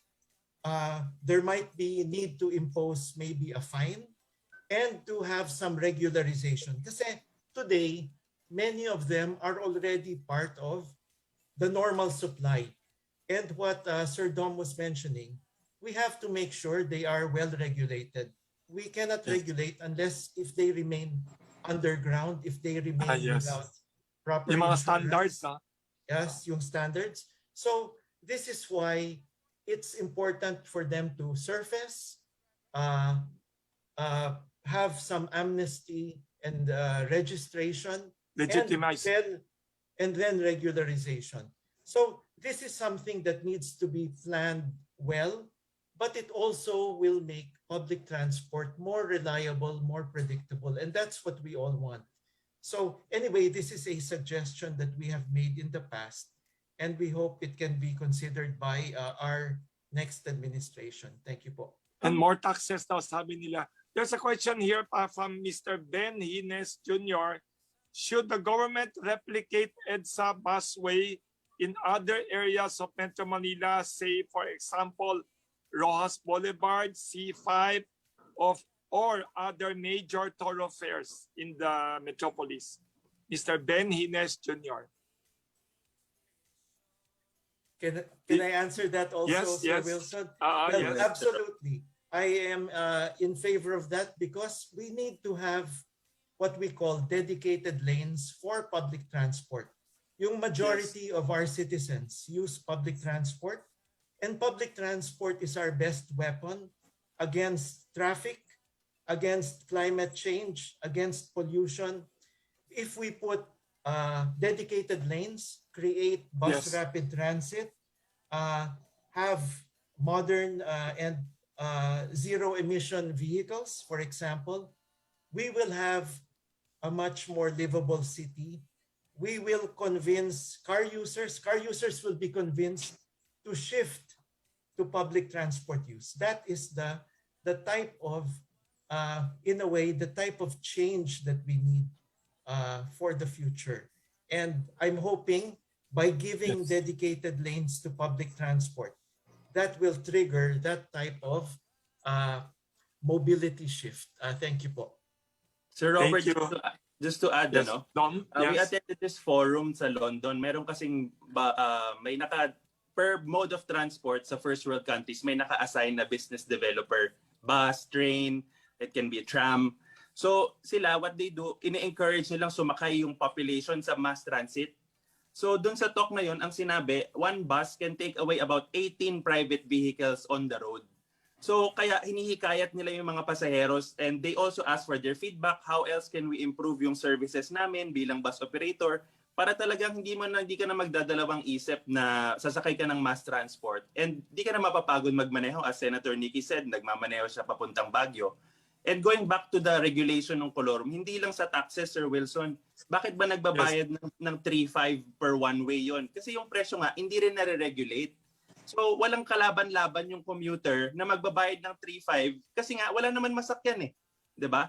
So tama rin as what Sir Robert said, yung Colorum nga, mayroon talagang kinikater yun na demand na hindi nakikita ng gobyerno natin. So I guess yung root cause is yun na nga, hindi updated. Ilan ba talagang sumasakay sa ruta na to? So let's solve the root cause and let's do the route measurement capacity. I-update natin ilan ba ang point A to point B. 10,000 mananakay kada araw. Ilang bus, van, tricycle, jeep kailangan dyan sa ruta na yan. Pag nakuha mo yung formula, parang sa restaurant, di ba? Alam mo kung ilan ang diners mo. Kung kada araw 100 ang customer mo, kailangan may 100 kang upuan dyan para hindi ka mawalan ng kita or lahat mapakain mo ng maayos. Ganon din po sa transportasyon. Kung alam mo 10,000 ang dumadaan dyan kada araw, kailangan more than 10,000 may naka-ready anytime kasi di mo alam kung may magbe-breakdown dyan or merong hindi papasok na driver, may naka-ready at nakaabang. Pag nakuha mo na yung capacity ng ruta, tsaka mo bigyan ng amnesty yung mga Colorum operator para maging ma-legitimize yung kanilang operations at ma-regulate natin at to make sure yung commuters din, hindi sila ma-hold up ng mga biglaang mga 2,500, 3,500, 4,000. Itong mga to, pag sumasakay ng bus, the humanitarian side na naman as Senator Nikki Cositeng mentioned earlier, yung from Divisoria, itong mga to, kabuhayan din po nila yan. And part ng cost ng kanilang kabuhayan ay yung transportation ng goods nila. So kung ang kita nila napunta na dun sa cost of traveling at pag-move ng goods, ano pang natira, 'di ba? At na-expose pa sila dun sa may potential pang exposure sa COVID ngayon with the new normal.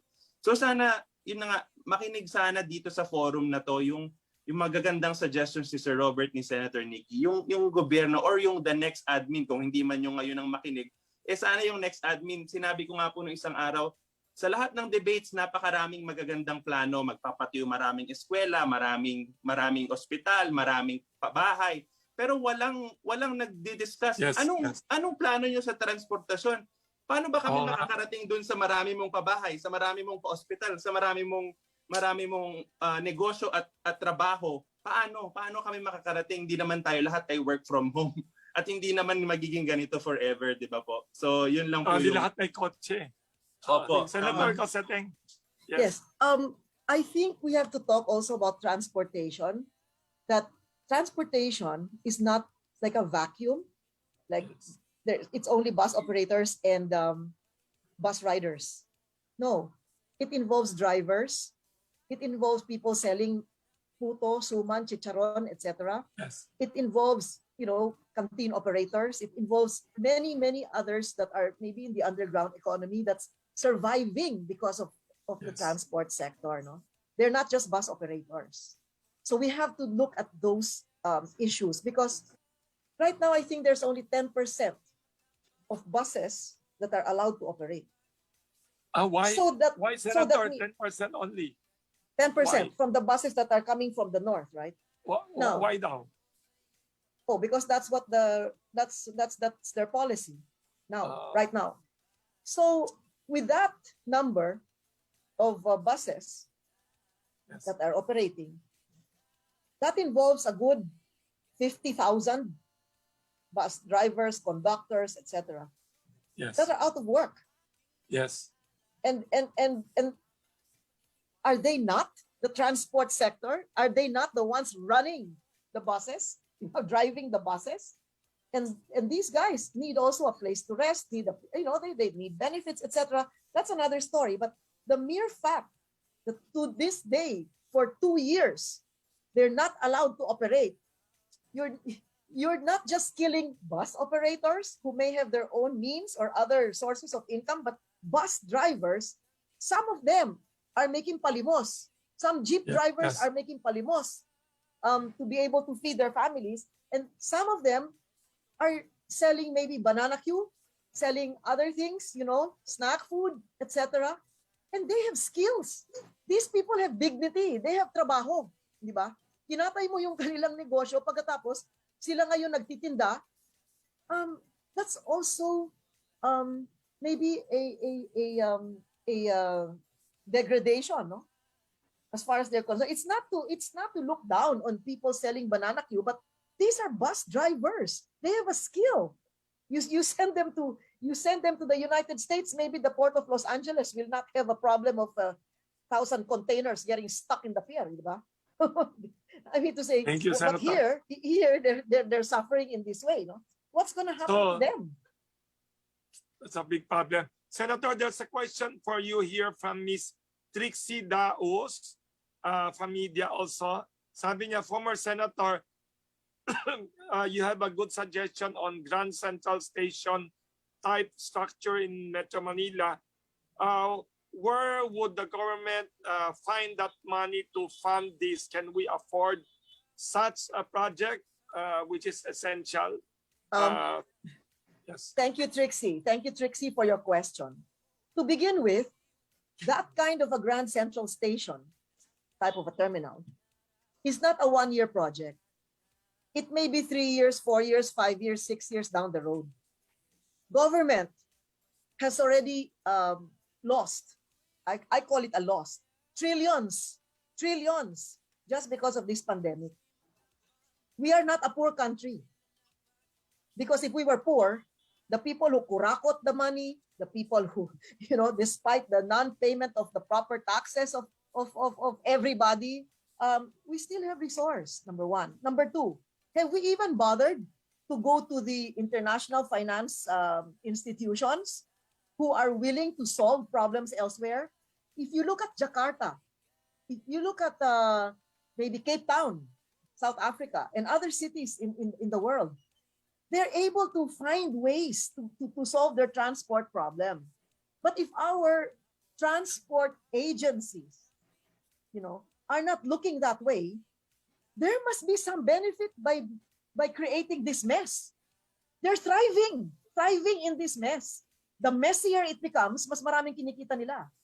Di ba? Kasi kung maayos yan, and everything is down to the buying of the tickets, etc., that's all by computer, blah, blah, blah, and all of the reforms that are going to be introduced with a Grand Central Station kind of a setup, mawawala yung mga leakages dito. And not only that, there are going to be commercial spaces down below to earn money from. The malls are going to be down below. The museums are going to be below. The restaurants, the coffee shops, etc. That's all money making. We just need the startup Imagination. money, Political the will. imagination and the startup, so that the money comes in, but over a long 10, 20, 30 years. Why are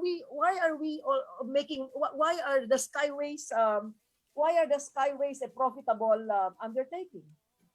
They're not going Thank to you. make their money tomorrow. It takes decades for them maybe to recover their money.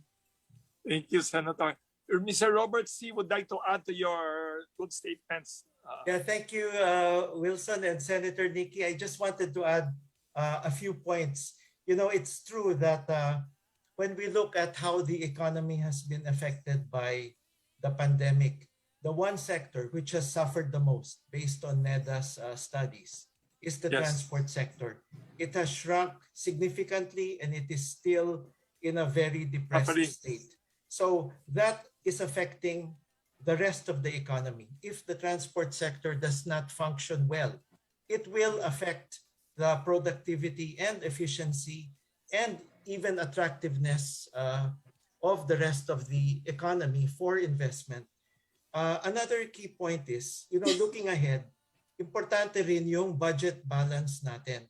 when we look at how budgets for infrastructure have been spent over the last 20 years, we find that only a very small percentage has been spent on public transport and on public transport infrastructure or anything related to public transport. So it is one thing that we need to correct.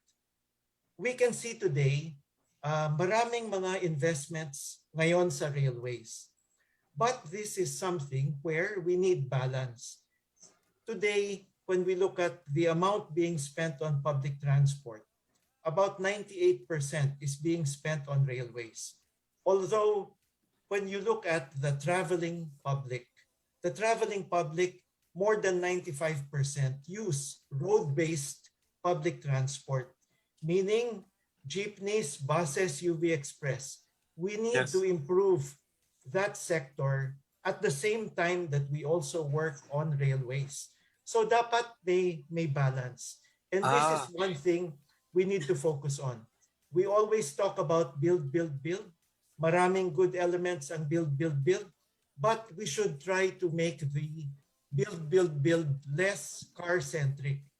Ang laki ng share ng infrastructure for roads and bridges that are primarily for cars. You know, like one example is yung BGC Ortigas Bridge, which is today very car-centric.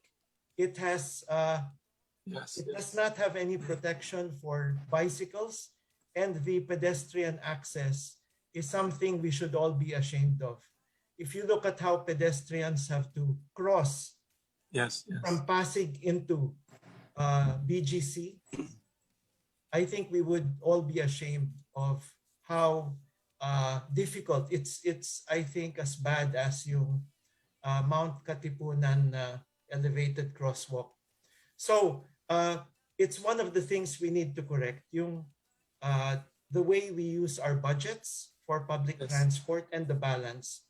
So this is another message I would have for our future decision makers. Thank you to Senator and about budget and construction. Mr. Dom? Yes. Sir, just to add sa question ni Trixie, yung paano natin popondohan itong idea ng Grand Central Station nga if ever man gawin. As Senator Cositeng said, hindi nga tayo poor country, may budget tayo. Pangalawa, marami tayong mga neighboring countries na eksperto sa rail like Japan, Singapore. Sa South America, sa Latin American countries, ang expertise sa Manila yung BRT. Kasi nga, ang train station, it takes time. It can take 6, 7, 8 years. So, ang next best option ay a bus rapid transport, no? And lahat ng mga kapitbahay natin, even China, willing tayong tulungan, ponduhan itong mga proyektong to. Yes. Dahil to be honest, may negosyo rin sila dito eh. Sila rin magsusupply ng mga railway, sila ang magbibigay ng expertise ng consultancy together with our own team dito sa Pilipinas. So yung pondo, yun na po yung I think least problem natin. It's really the accountability, sinong magmamanage at magi-implement ng proyekto para makinabang milyon-milyon Pilipino. So yun po yung sagot kay Trixie. Salamat po. Thank you very much, Senator Mr. C. And maganda yung sagutin nyo. Because of that question, we now it's the political will and the planning. There's a question here for Senator Cosseteng from Ms. Aya Clamor. Sabi niya, what is your stand on the privatization of public transportation, which might result in phase out of jeepneys or other? Is it good to have proposed privatization of public transport or no need for that? Senator? Well, yeah, I think before the privatization issue, I think it's a matter of the kind of vehicle that is being used as a jeep. You know, I don't really mind the setup now in the absence of a clear-cut study. Largely, public transport is in private hands in our country to begin with. So it's already in private hands. Specifically about the jeeps, I would want all the jeeps to be e-jeeps. electric jeeps. Electric vehicles. Yes. But I'm not in favor of selling the jeeps to the jeepney drivers and operators. I'm not in favor of that. I would rather the government transact with the producers in whatever country to bring in the jeeps at cost. No tariffs, no duties, no customs, this, that, wala. Basta at cost. You ask the jeepney driver or owner to give you his jeep and give him a brand new jeep with no money involved. No money involved. Now, he's going to get 3 years. No need to pay LTO. No need to pay for a license plate. He gave you his jeep. Patunaw na yung jeep na yan. He can keep his horses and he can keep his buntings and just give you this jeep, a whole jeep. And you give him an electric jeep. Now, how is government going to recover this? Number one, there's going to be almost zero pollution or emissions from all these e-jeeps that are on the road. That being the situation, there's going to be less, if not almost no, hospitalizations due to upper respiratory ailments, asthma, this, that, whatever, because it's less polluted. Number three, the riders, the commuters,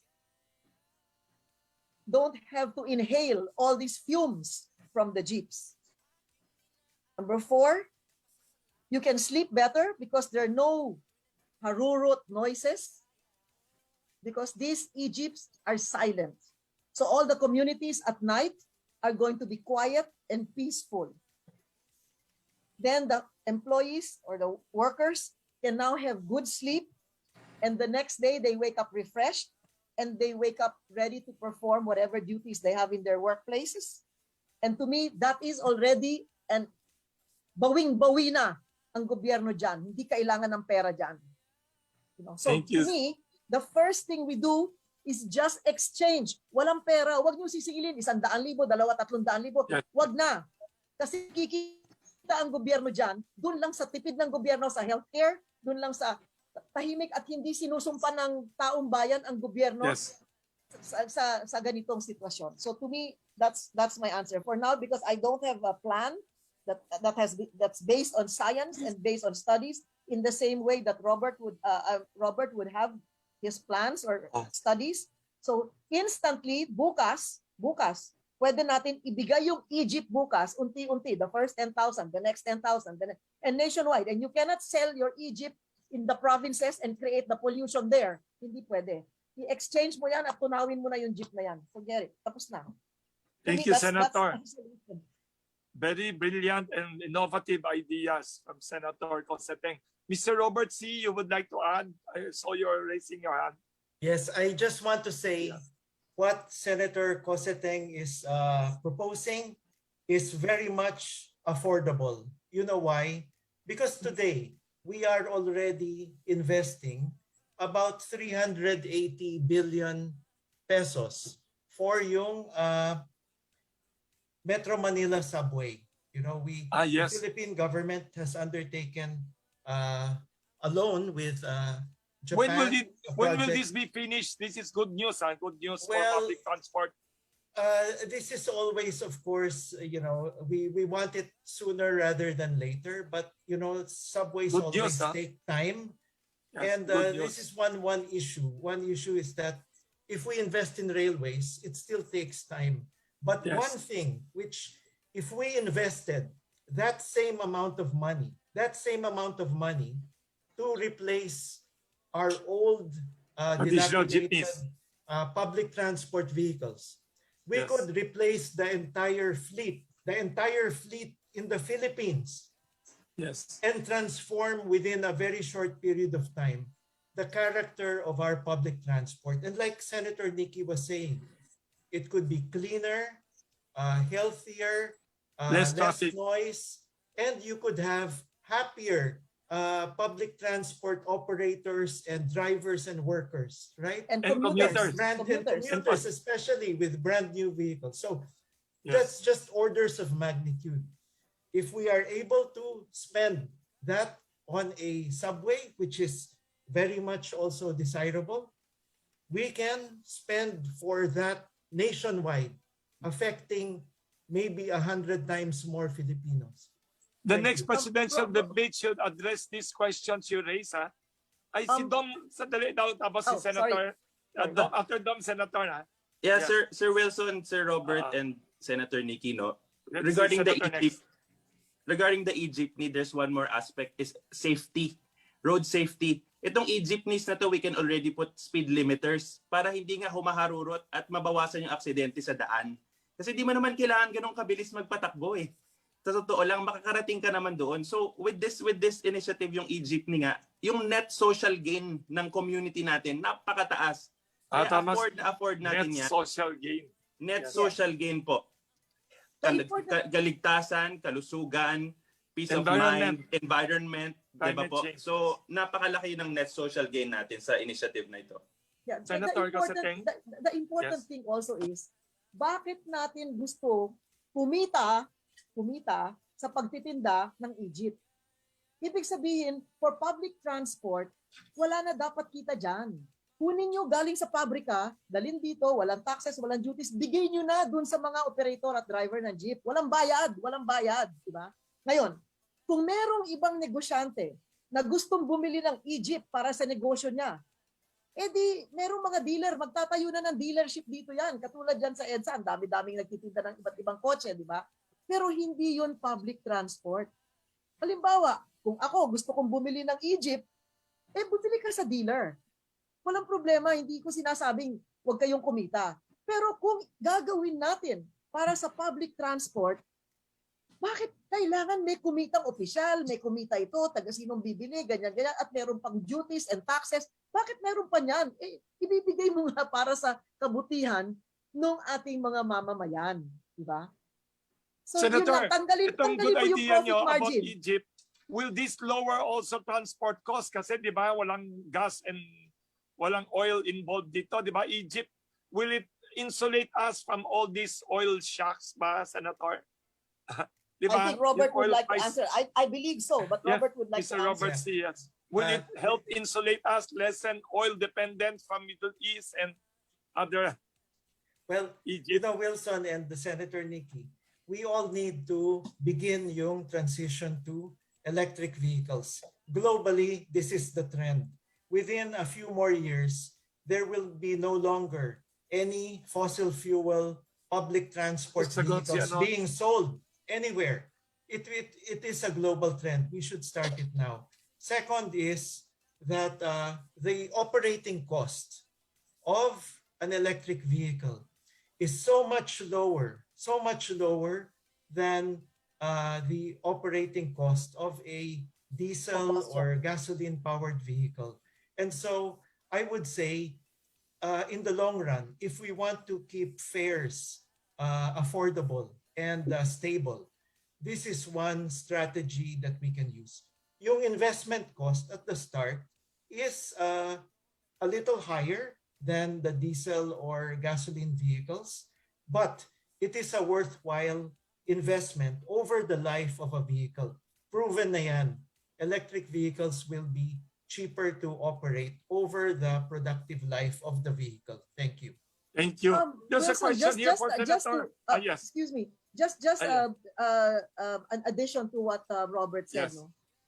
In terms of number of parts, the electric vehicle might have less than 30 parts, and the regular combustion vehicle today has more than 250 parts. That alone is already going to be a telltale, very clear statistics that you can count on, no?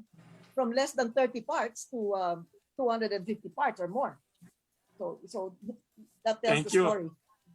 Thank you. Brilliant idea by Senator. E-jeepneys, e-vehicles that would revolutionize public transport.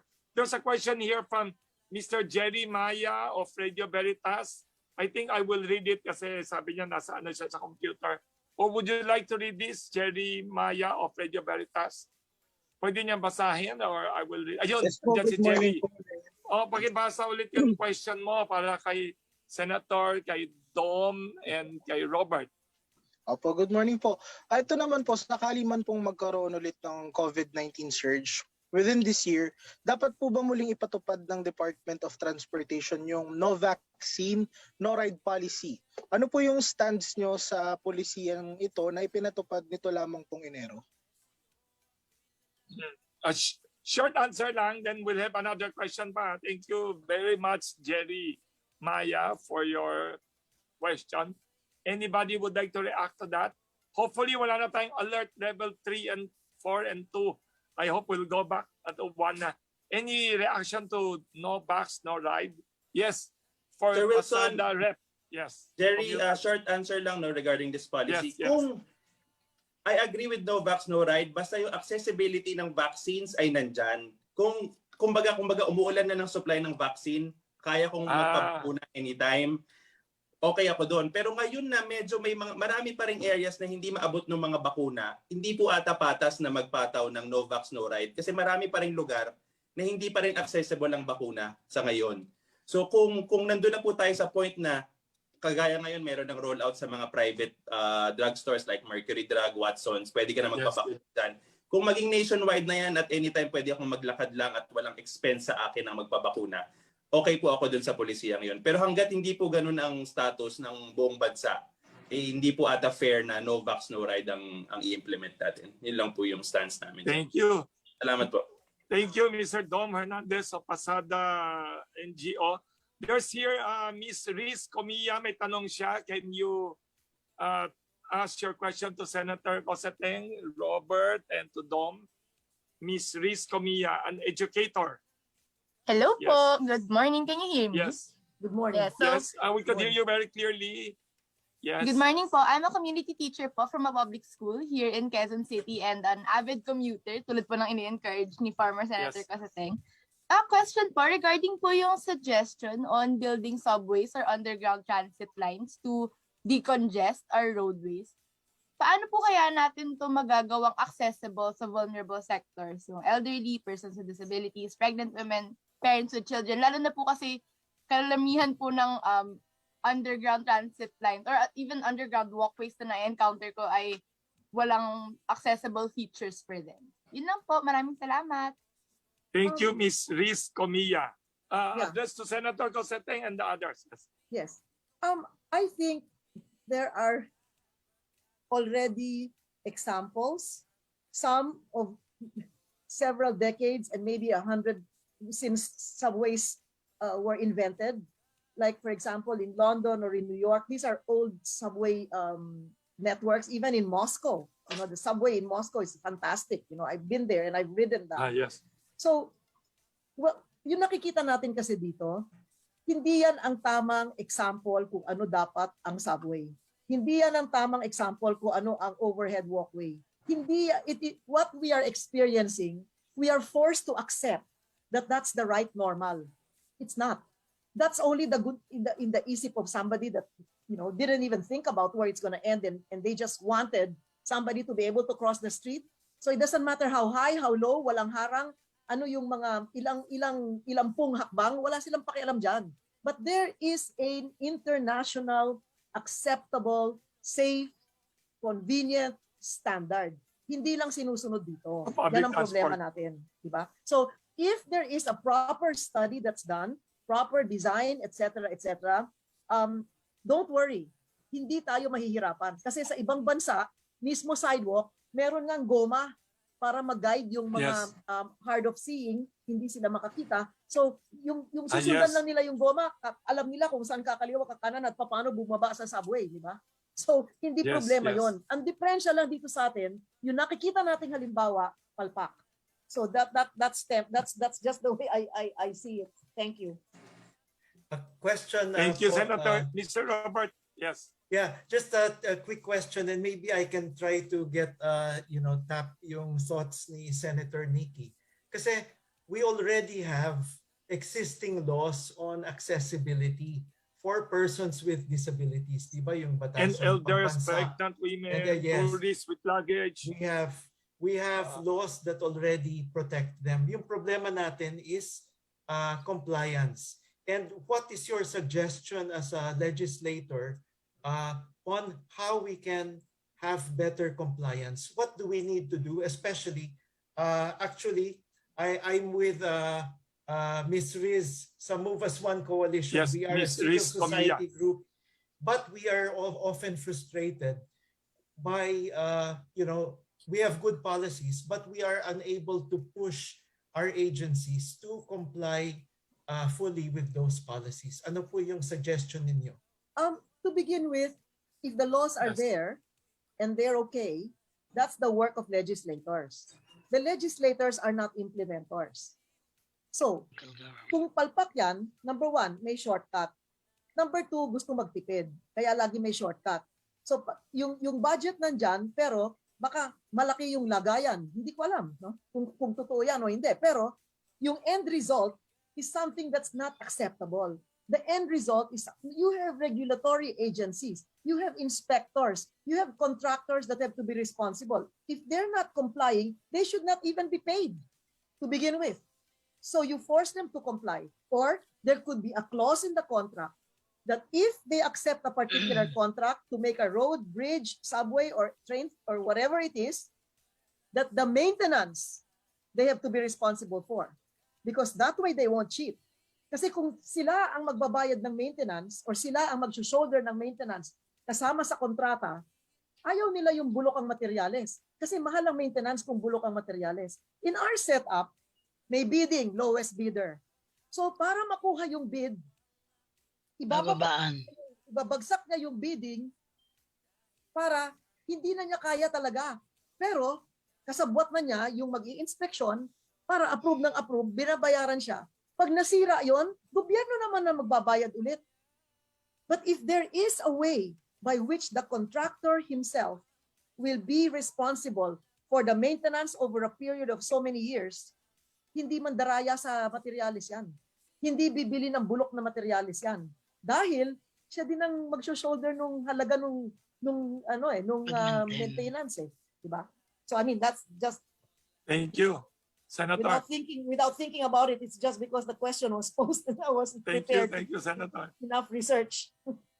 Si Dom Hernandez naman would like to answer the question of Ms. Riz Comilla. Senator, since you had mentioned yung regulatory offices that actually from legislation binababa to implement, tayo naman po sa PASADA. Based on analysis, napakarami pong regulatory offices sa transport sector natin na marami po ay overlapping na ang function at napapabagal ang pag-approve or disapprove. Kaya sana po sa legislation, yung mga overlapping and redundant offices, regulatory offices when it comes to transport, mabawasan na sana kasi kaya naman po ito i-centralize eh. So pag isa lang po ang kausap, isa lang nagkukumpas, di ba po mas maayos ang implementasyon? Kasi iba-iba nga yung opinion, iba-iba yung nakikinabang, iba-iba yung perspective at mga vested interest. Doon po nagkakagulo eh. May budget naman, may magandang idea, pero sa dami ng boses ng regulatory offices na kailangan mong daanan, nawawala po yung essence ng project at nung ating mga initiatives para ma-improve sana yung commuter welfare. Yun lang po yung gusto ko i-add. Thank you, Mr. Dom Hernandez. Thank you to that question also from the teacher, Ms. Riz Comilla. Ang ganda, di ba? Thank you for the answers that you gave. It's a reminder to us dapat sabi niya, yung, di ba, subway and other constructions daw, kailangan give access to vulnerable sectors like elders, PWDs, pregnant women, parents with children, at saka very important, tourists with luggage. Very interesting questions. Do you think these questions should be asked during the presidential and vice presidential debates in the coming years? All these very good issues you have raised.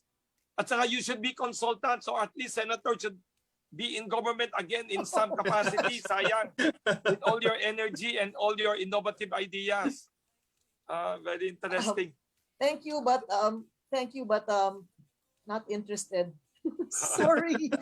But very good, you're the one asking. There's a question from our guest here, former Secretary Corazon Alma de Leon. Can we invite her to ask her questions to our three panelists?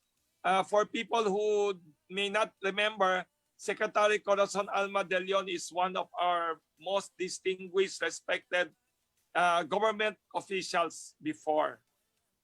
Sa DSWD, paki-unmute si Secretary Corazon Alma de Leon. Pakitanong niya, ma'am. Hindi, ang sabi ko lang, as former Secretary of DSWD, siyempre, mahirap kailangan natin. Kaya yung bases para sa mga mahirap. Yung as former civil service chair naman, yung mga nagtatrabaho sa gobyerno, yung mga wala namang mga kotse yan. So talagang napaka-importante ang transportation. So I said that this meeting or this discussion is really about public good, yung makabubuti sa bayan. And I think that it has been very productive, but we should not stop here. Kaya every Monday, si Senator Nikki Coseteng has also a program with us in SOS para marinig ang kabuuan ng problema ng transportation. And I think we will see the light of day pag maayos natin ang transportation. Yun ang comment ko, and thank you very much for the invitation ni Senator Coseteng to join you. And of course, as I have done in the past, sumasali ako dito dahil naniniwala ako sa Pandesal Forum. Thank you very much. Thank you very much. Thank you, Secretary Corazon Alma de Leon, for your very encouraging words to our panelists and to the media attending. Saka Secretary, yun sabi ni Senator kanina, mayroon siyang 2 million peso pusta ba, bet, na challenging public officials, top leaders natin to take public transport every day, at least kahit 1 month, di ba? And maybe, Senator, I'd like to extend that suggestion of yours to all the national candidates for public office, top candidates, those who are aspiring to be president or vice president or at least, di ba, senators. Thank you, Senator. Thank you, Secretary Corazon Alma de Leon, for your encouragements to our panelists and to the media asking questions. Maybe we could summarize your ideas, your brilliant ideas, and the questions you raised earlier. Ang galing ng sinabi ninyo. Alam nyo, all of us, we know all of our problems, pero the three of you have eloquently crystallized and summarized and raised issues. Can you give us closing statements, the three panelists, to summarize your advocacies, and also please to raise your questions again? We'd like to start with maybe the PASADA representative, Mr. Dom Hernandez. Sir Wilson, I'll go ahead. Mr. C and its Senator. I'll go ahead para yung closing statement natin is for Senator Nikki. It's a thank you very much po ulit sa itong forum na to dahil napakaganda ng discussion and napakaganda ng plans. At sana po ay makita nga natin na ma-implement itong mga discussion natin at di lang mag-stop dito sa forum natin. So, ang inspiring lang na lagi kong nababasa at napo-forward din sa social media, yung Mayor of Bogota, Sir Robert, I know you know that quote na Mayor of Bogota, Colombia? Yes, a developed country is not where the poor have cars. It's where the rich ride public transport. Uy, so maganda. Pakiulit. Very nice. A developed country daw po is not where the poor have their own cars. It's where the rich people ride public transport. So bakit po ba tayo pag nasa Hong Kong, sa Japan, sa ibang bansa, walang problema mag-MRT, mag-taxi, maglakad, wala pong kaproblema. Pero dito po di natin magawa. So yun lang po yung aking quote na lagi I try to, draw inspiration from dito sa PASADA na sana one day tayo lahat, maski anong socio-economic class mo, pag naisip mo sa umaga, ay pupunta ako dito, o sige, kaya ko kahit wala akong driver, wala akong sasakyan, kaya ko makarating dyan safely. Yun po yung sana mangyari sa ating bansa. Salamat po. Or magbisikleta safely, di ba? In Europe, magbisikleta, lahat po. Our Prime Minister, nagbibisikleta every day in Netherlands pa yun, or somewhere. Opo. So, that's part po yung mobility nga po. So it's not really just public transport but from getting to point A to point B safely. Opo.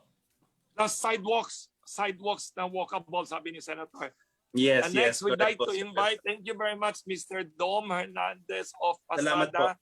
Next, we'd like to invite for closing statement niya, Mr. Robert C. Nakala ko, Akala ko ikaw yung official sa Pasig City kasi may parang magaling doon eh. Anak mo pala yon. Si Anton. So, Mr. Robert C., for your closing statement. Transport economist and city and regional planner. Yeah, thank you, Sir Wilson, and thanks to everyone today for listening to us. I know many of us are sustainable mobility advocates. Please join us at the Move as One Coalition. We are also on social media sa Facebook and Twitter. Paki-repeat again the name of your NGO. Paki-repeat again. Yeah, we are called the Move as One Coalition, and we are a coalition of different organizations interested in sustainable mobility. And these are transport groups, these are commuter groups, these are urban planners and transport planners with progressive ideas. And so we are hoping that with our advocacy, we can push for better public transport, better walking, better cycling for everyone. Kasi po, we believe that we can have a more livable Philippines if people will prefer, if the quality of public transport, walking and cycling is such that people will prefer using those over using private motor vehicles. That is what we should aspire to reach. Where, yun na nga, like Sir Dom said, it's where the rich use public transport. Even if they own a car or a motorcycle, they will choose to use public transport. So that's what we are pushing for. And our mantra is move people, not cars. So be concerned about the mobility of people, not about the mobility of vehicles. And we have to work on changing policy, changing mindsets, and changing behavior. So if we all work on that, we can actually achieve a more livable Philippines for everyone. So thank you very much for being with us today. Thank you. Thank you again, Mr. Robert C. Last but not the least, the very important and very idealistic and still very activist pa siya all her life, the respected former Senator Nikki Cosseteng, for your closing statement. And please repeat again your suggestions and your very, very valid and thought-provoking questions to our officials. Senator Nikki Cosseteng. Yes. Thank you, Wilson. I learned so much in this forum, the same way I learned when I first talked to Robert by phone. And I also appreciate Dom's first-hand information views.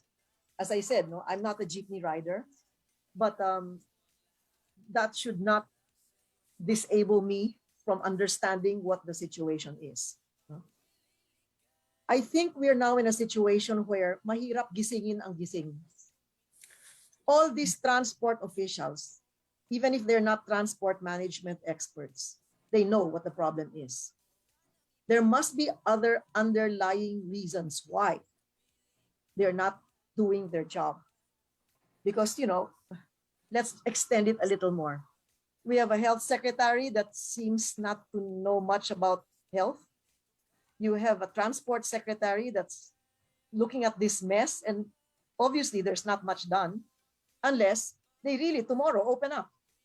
But they can't do that either because those bus companies have to still spruce up their buses. They've been mothballed for 2 years.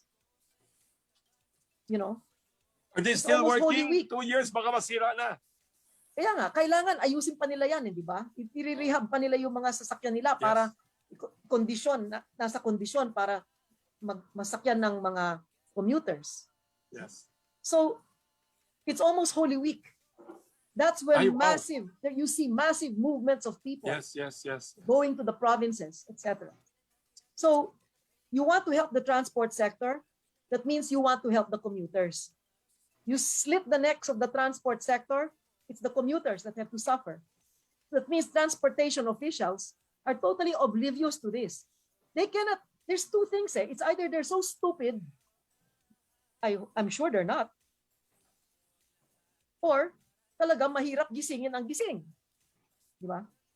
So, if it is EDSA they want to protect, parang EDSA's the end all and be all eh. Ganun na nangyayari eh.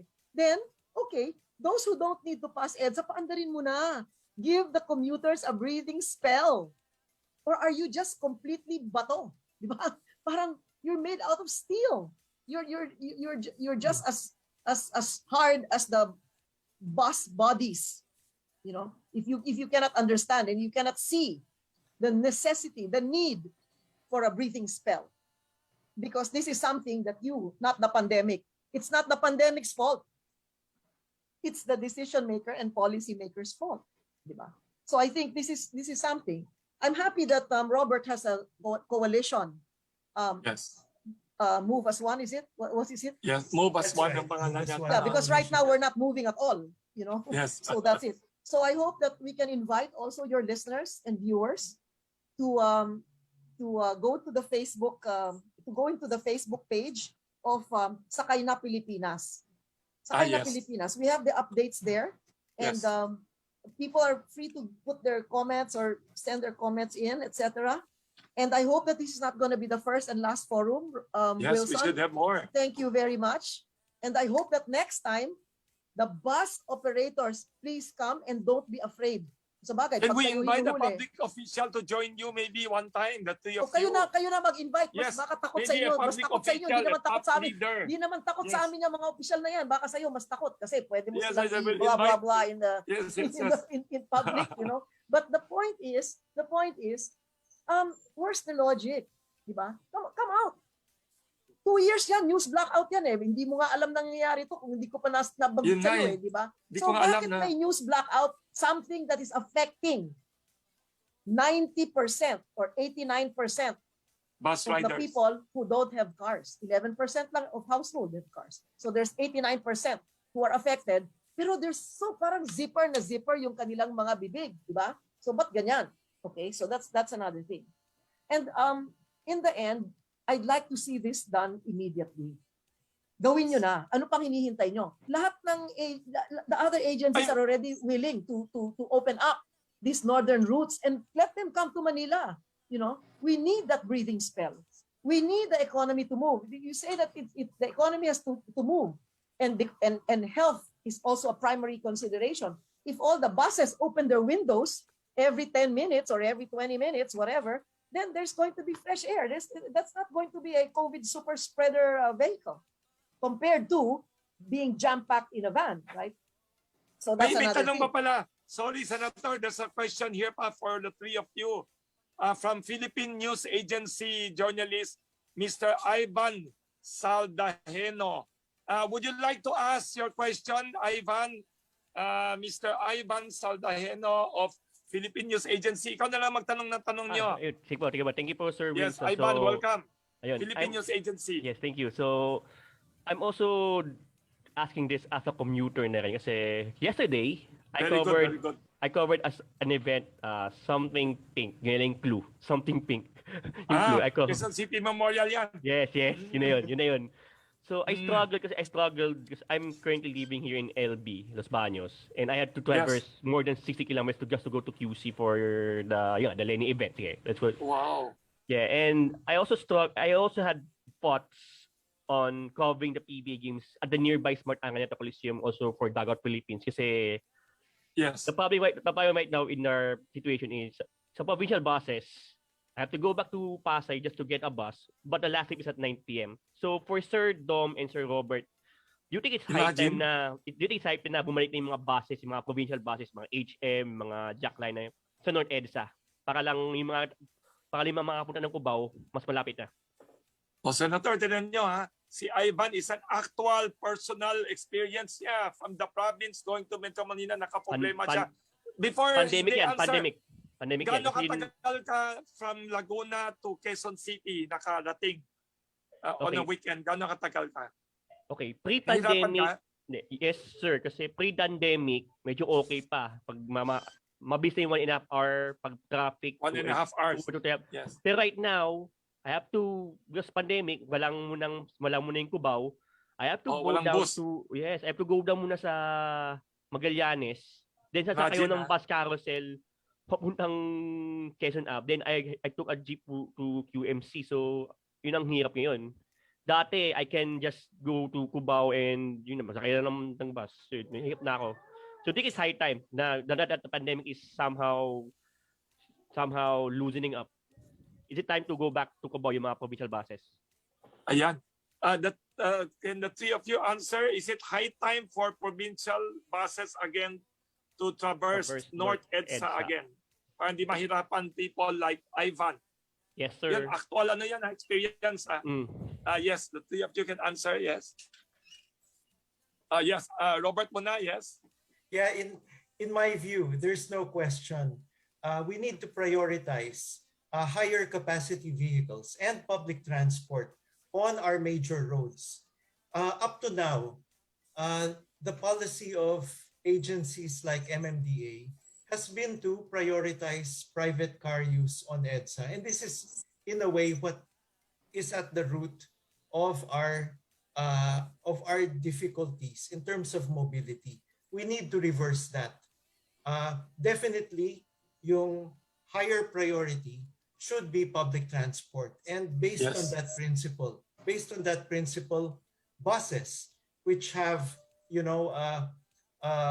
25 times, more passengers than cars, than private cars, should definitely be able to use our major roads. So there's no question in my mind what the answer should be. Thank you po. Si Dom Hernandez ng PASADA, Since anong we're reaction mo?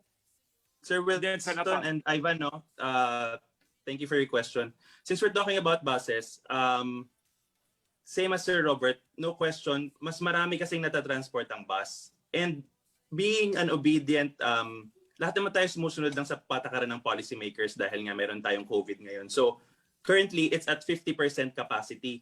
So kung 10% now, level 2, level 2, 50%. Yes, 50% capacity lang po ang isang bus. Ang isang bus ay 50 at maximum. So 25 na katao po ang namumove ng isang bus kada biyahe. Pero ngayon, 10% lang ng provincial buses ang inaalaw magbiyahe. So kung yung 10% na yon ay naging 50% capacity pa, talagang ramdam mo yung hirap sumakay at makarating from point A to point B. So dapat dagdagan na po yung mga number of buses na magbiyahe, i-retain yung 50% capacity. Alam mo, sa totoo lang, hindi nga kumikita yung mga bus operator ng 50% capacity sa taas ng krudo ngayon eh.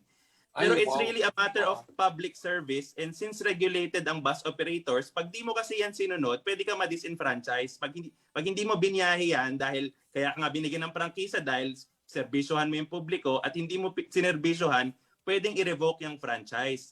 Pero ngayon, talagang restricted nga, going back to the bet of Senator Cositeng, yung 2 million pesos. Bakit ba hindi mapaluwag-luwag ito at mapagbigyan? Kasi hindi nga na-experience ng policy makers natin at mga taong nakaupo. Kung araw-araw, I think not even 30 days, Senator Cositeng, kahit 2 weeks lang, maramdaman nila yung bumunta from their bahay to batasan or bahay to the Senate or to their government agency's office. Talagang iluluwagan na nila yan at gagandahan na yung policies for commuters dahil naramdaman mo kung gaano kahirap eh. So yun po ang sagot. Talagang kailangan buksan na at paramihin na po, lalo na Holy Week is coming. Mas maraming bus, mas less po ang super spreader event. Dahil ngayon po may problema rin po sa reporting on ground dahil yung MMDA po sa baba parang tila hindi po nakakarating sa taas kung gaano kadami na yung tao na nag-gravitate sa mga bus terminal at hindi makasakay. Ang nare-report po ata sapat yung bus. Pero pag nagpunta ka doon, hindi sapat. Makikita mo may mga taong natutulog na sa kalye the night before para lang makasakay papunta sa Pangasinan, sa Zambales. Tama ba yun na doon ka matutulog para lang makasakay ka? Mas safe ba yun? Hindi naman po safe or yun, diba? Nagmumotor na lang papunta sa Pangasinan. Or nagmumotor. Napakadelikado po niyan, lalo na ang mga bike lanes at motorcycle. Layo pa. Iba-iba pa ang patakaran. So yun po yung sagot doon. Kailangan po buksan na po. Hindi lang ang bus. Any mode of transport na dati po na nating nakasanayan para makarating, dagdagan na po dapat. dagdagan na po talaga natin dapat ngayon. They're saying we're living na in the new normal, then dapat po gradually dinadagdagan na po yan. And then we go through the suggestion of Sir Robert, the just transition. Pag nadagdagan na po, nakabalik na, nakatayo na po tayo somewhat dun sa pre-pandemic levels natin, dun po tayo mag-transition. Hindi po ngayon nakakatayin mo na lang bigla na wala nang masakyan ng mga tao. Talagang hindi po makatarungan. Tama yun. Senator Nikki Cosseteng, your reaction to the question of Ivan Saldaheno about yung buses. I think Siya the buses mismo, should, victim. yeah, I think the buses should be allowed to operate tomorrow. Have Yes. to be allowed to operate tomorrow. These buses have franchises.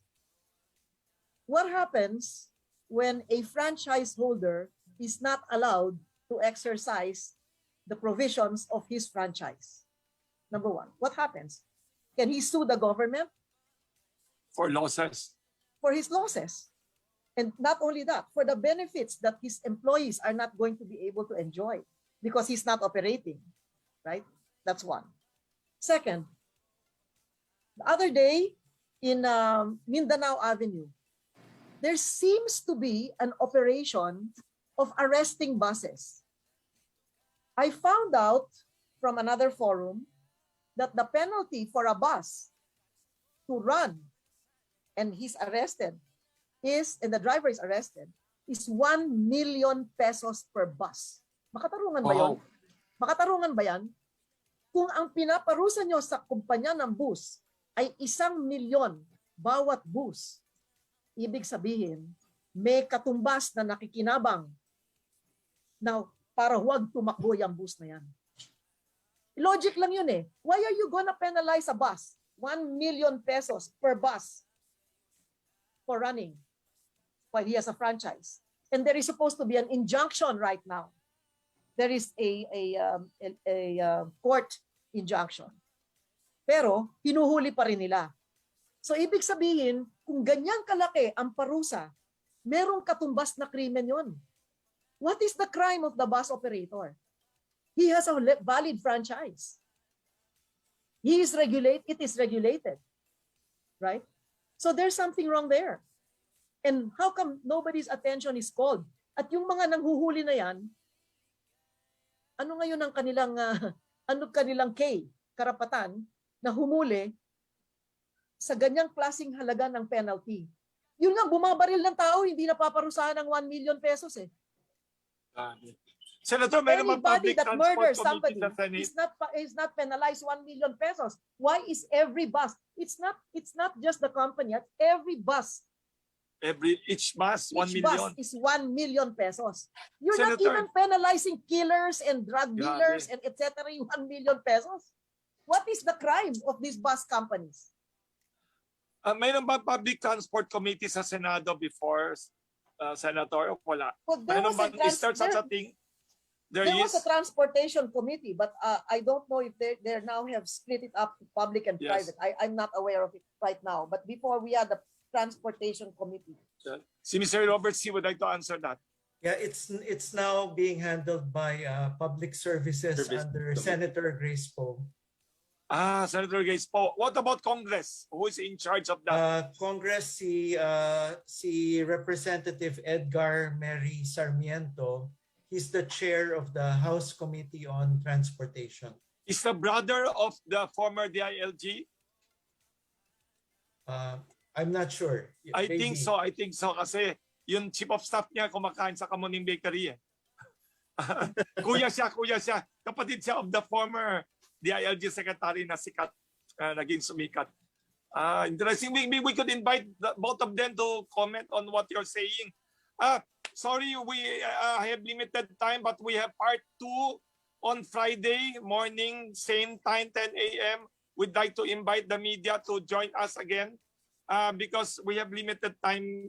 Sorry for the limited time, but thank you once again to the very eloquent, very good analysis and very good data.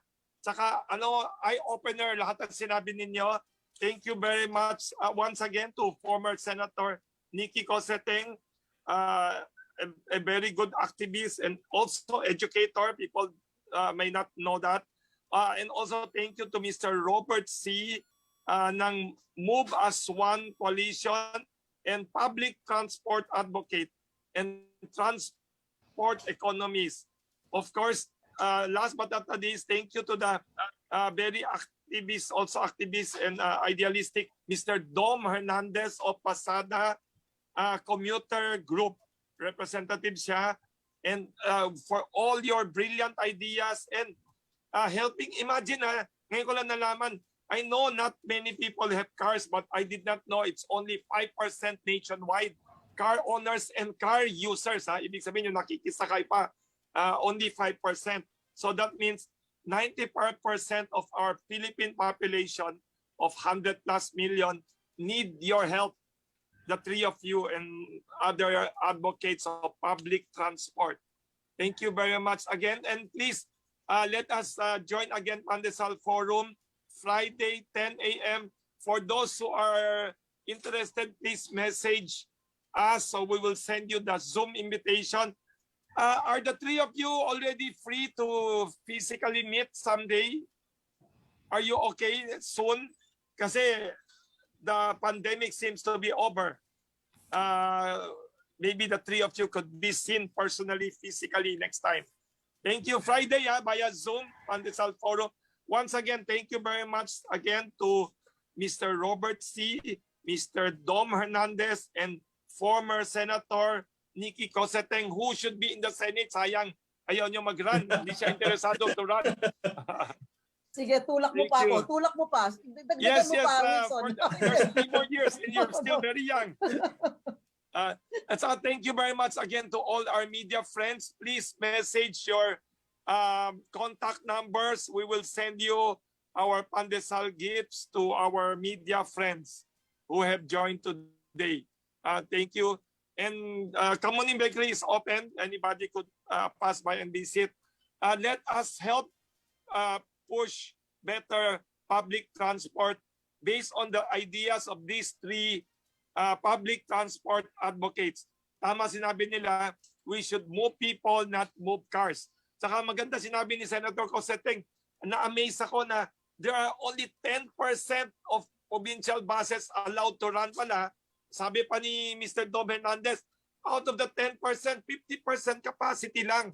So, yung mga people na many good people like Ivan Saldaheno and others are stuck in public transport mess.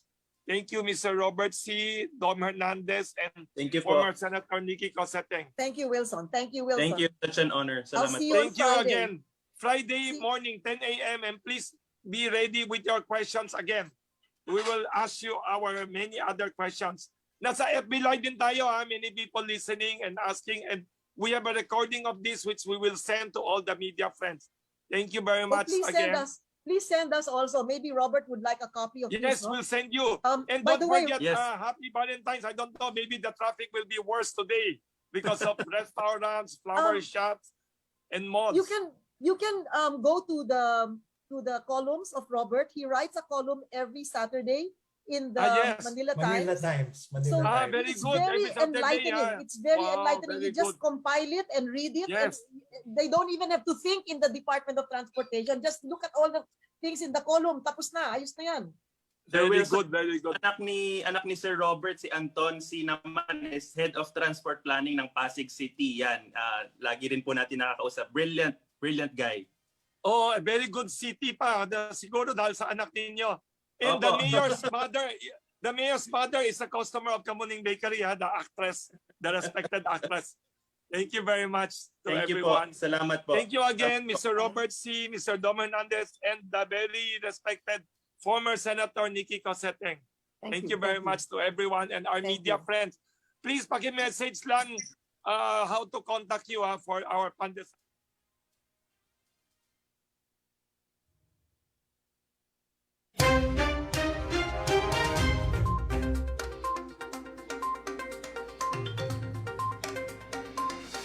Okay, so yun mga kaibigan, at natunghayan natin yung ginawang forum, yung about sa PASADA Parttlist, no? Tama, at teka, bago tayo magpatuloy, medyo batiin muna natin sina Boss Sunny Dadan Pineda po ng Barangay Tugatog dyan sa Malabon. Ayan. At ganyan din si Kuya Bin Pasya, no? Kaagi na rin natin ito. At ganyan din si Bro Enteng Diaz ng Barangay Tagalag dyan po sa Valenzuela. At si Tolits, no? Si Lito Canites na magbe-birthday po sa Sabado. Abay, magandang ano yan, ha? Happy birthday, Tolits, ha? Advance happy birthday. At sabi naman po ni Sir Haji Crespo, yung ating katropang LMT at isang entrepreneurs, na nice topic by the panel. Oo, ganda ng topic, ano, Sir Haji. Totoo naman yun. Kasi, actually, noon pa binabalak yan. From provinces, north ang binabanggit ko. Ang plano nila sa may Balintawak area, may isang malaking bakanting lote ron na balak yun ang gawing panahon pa ni MMDA Chairman Francis Tolentino na yun daw ang gagawing terminal, no? Yung mga buses na galing ng norte doon lang hihinto at yung mga city operations ay doon naman terminal din at pipick upin yung mga passengers na galing ng norte. Hindi ko lang alam kung bakit hindi natuloy yun, pero noon pinaplano na yun. Actually, yung location, nakita ko rin, alam ko rin doon sa may Balintawak, Kamatsile. So, ang mangyayari noon, yung mga provincial buses, hindi na ho papasok ng Metro Manila.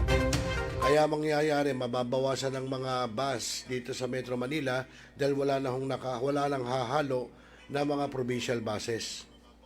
Kaso, hindi ko alam kung ba't di natuloy. At sabi pa ni Sir Haji Crespo, decongest Manila, there is a lot of space and upgrade the urban areas with their own commercial centers. Abay, pwede rin.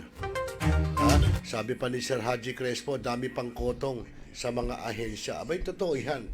Hindi naman mawawala yan. Ika nga, pagka ikaw may ginawa, sasabihin ng nagpagawa, halimbawa, government ang contractor. Paano si Eddie? Di ba? Tanong, sinong Eddie? Eddie kami. Di ba? Ganun lang yun. Totoo yun. At nanonood pala yung aking titang maganda. No, nasa Mabalacat, Pampanga. Si Tita Meldy Santiago Angeles. Ayan yung aking titang maganda. Abay, alam mo lang ka na Santiago. Wala namang pangit. At sabi pa ni Sir Haji Crespo, railways are better like what Mr. C is mentioning. Abay, totoo naman yun. Actually kasi pagka yung mga railways, yung mga train, by station For example, galing ng Tutuban. Diretso na kaagad kung saan ka rito. Ngayon, from Bicol, doon ang terminal. Totoo yun. At walang traffic. Hindi yung katulad ng mga jeep, buses na may bababa, may sasakay, may bababa, may sasakay. Yun, by terminal. Dapat nga ang gawin natin sa mga bus yung di ba, from bawat sana puro terminal lang. Hindi yung kahit saan, hindi naman nasunod yung terminal ng mga buses At tama rin kanina si former Senator Nicky Coseteng, no? Na dati ang buses nasa right shoulder, nagbago, nagkaroon ng experimental, ngayon nasa middle na ng island ng highway. So, ang nangyayari, hirap din ang pasahero. Aakit ng footbridge, bababa roon, pipila roon, no? So, nahihirapan paano kung may mga dala, may bitbit. Hindi kawawa naman yung mga commuters na may mga buhat. Limbawa ako, nagne-negosyo, hindi ko kayang bumili ng sasakyan. Natural, hand carry ko. Paano kung bitbit ko, halimbawa, patis? Bote, mabibigat yun. O ilan yun, halimbawa. O let's say, peanut butter na nakabote. Di ba? O, kahon-kahon. Paano gagawin ko? Paano ko bubuhatin yung papalik sa footbridge papunta rin sa gitna? Yung carousel, wala rin. Well, wala natin kung ano mangyayari. Kaya nga, pinag-usapan po yung about sa transport, talagang mahirap. At sabi pa ni Sir Haji Crespo, all drivers must adhere the international traffic laws. Problema nga, Sir Haji, dito makita mo yung ating mga traffic rules and regulations. Minsan, although maraming hindi sumusunod ng mga drivers, pero problema naman ng mga law enforcement natin, hindi nila fully ini-implement yung mga batas trapiko. For example, beating the red light. Kapag hinuli ng enforcer ng isang driver, makikiusap, nandiyan pag-usapan na lang natin, di ba? So, nandun yung sinasabi mong kotong. Ngayon, kung ang isang law enforcement ipinatutupad dyan, yung talagang may ngipin, walang lagay, walang pakiusapan, siguro maraming magiging matinong driver. Magpunta ka lang dyan, yung mga jeepney driver hihinto, magsasakay. Hindi itatabi sa right shoulder yung kanilang sasakyan. Doon mismo sa gitna, ihihinto yung sasakyan para lang pasakay yung pasahero. O, kita mo, di ba? So, ang mangyayari, hihinto siya, yung nakabuntot sa kanya, hihinto rin. Yung nakabuntot doon, hihinto rin. O, di magkakaroon na ng traffic. Pero kung yun itinabi niya sa right shoulder, lahat ng dadaan, pass away pa, makakadiretso. Yun ang mga problema. Pass away ba doon? Passway, no? Passway ba? Passway. Yun, passway, yun. Yun ibig sabihin, kung matino ang driver, hindi magkakaganon. Passway ba tawag doon? Pass away. Pass away, namatay yun Yun, passway. Passway nga, passway. Oo. Yun ang sinasabi natin. At ako, magandang gabi pala sa ating boss, no? Ang aking katropa. Yung boss natin sa lalawigan ng Rizal, sa bayan ng Cainta. Hindi lang Cainta, lahat ng buong Rizal. Si Boss Nats Alforte. May palakpakan nga natin. Yan po ang ating katropa. Yan ang ating idol, no? Dahil sa area ng lalawigan ng Rizal. Magandang gabi sa iyo, Boss Nats Alforte. At gayon din kay Kuya Danigo. Maraming salamat sa iyong panonood. At gayon din kay Jaime Santos Pahayag. At siyempre, si Ate Luningning Pahayag, medyo ginabi na ng panonood. Ayun, si Kuyang Romel Martinez, ngayon lang nag-watch. Ibig sabihin, ngayon lang nagising. From 6:30 a.m. ng umaga, ngayon lang nagising. O ayun, sabi ni Sir Haji Crespo sa iyo, baka daw na nakayangga ka ng Valentine's Day. Sabi lang ni Sir Haji. Okay, sa mga kaibigan, sa oras na alas 7:07 po ng gabi Philippine Standard Time at oras sa buong kapuluan. Abay, pansamantala po, ako'y magpapaalam muna sa inyo. At syempre muli magbabalik sa araw ng bukas para sa ating Thursday edition ng programang Tropa. At syempre, abangan nyo rin bukas yung ating online haranista, no? Si Randel Villados. Magsisimula po siya ng kanyang pagkanta at aawitan kayo ng magagandang awitin, ganap na alas 2 ng hapon. Tama-tama yun. Yung gustong makakatulog, makakatulog. Yung gusto ng mga pagkagising, gustong magandang musika, makakapakinig po kayo. At kung gusto naman dumuwet, pwede. Tawag lang kayo. Okay, bigay nyo yung cellphone number nyo. Tatawagan po kayo ni Randel. Okay, so mga kaibigan, muli po, ako yung naging kasama, katropa, kajaming, kakosa, lahat na, ka-TFC. Tsaka magpapasalamat din pala tayo kay nanonood para sa atin si Ma'am Evelyn Lee Matsuo, no, na nasa Japan. At siyempre si Bambo Garcia at siyempre yung aking pamangkin si Mang Jose na may-ari po ng Super Manok Lechon. Diyan po sa Siniluan sa Laguna. At ang aking kumparing gwapo para si Estel Pumaman. Nanonood din. Pare aalis na pala si Mare, mag-abroad na raw. Totoo ba yun? Ayun, okay, so mga kaibigan, muli ako po yung naging kasama. Walang iba, ang nag-iisa, ang simpatiko ng Millennial Online TV, Rosel Lopez. Magandang gabi po sa inyong lahat at mapayapang magdamag.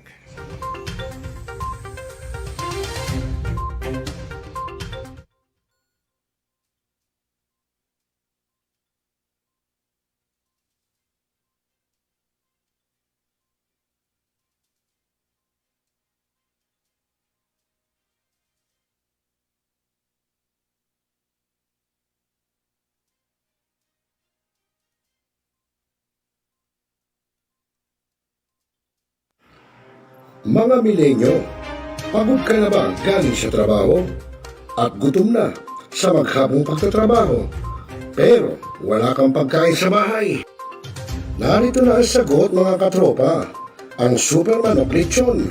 Napapawi sa inyong gutom at siguradong mapapa-analyze ka dahil sa tender juicy na jumbo pa at siguradong malinis at bagong katay buhat sa farm. Kaya super na sa lasa at pangmasa pa. Ano pa hinihintay niyo mga katropa? Takbo na sa Super Manok Panteño Siniluan at bumili na Baka maabusan ka, katropa.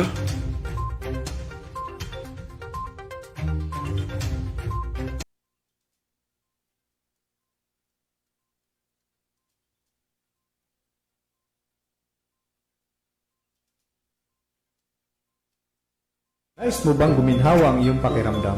Kung ikaw ay may sipon, ubo, lagnat at iba pang nararamdaman, lalo na ang sakit ng katawan, narito ng Yasmag Magnesium Therapy Oil.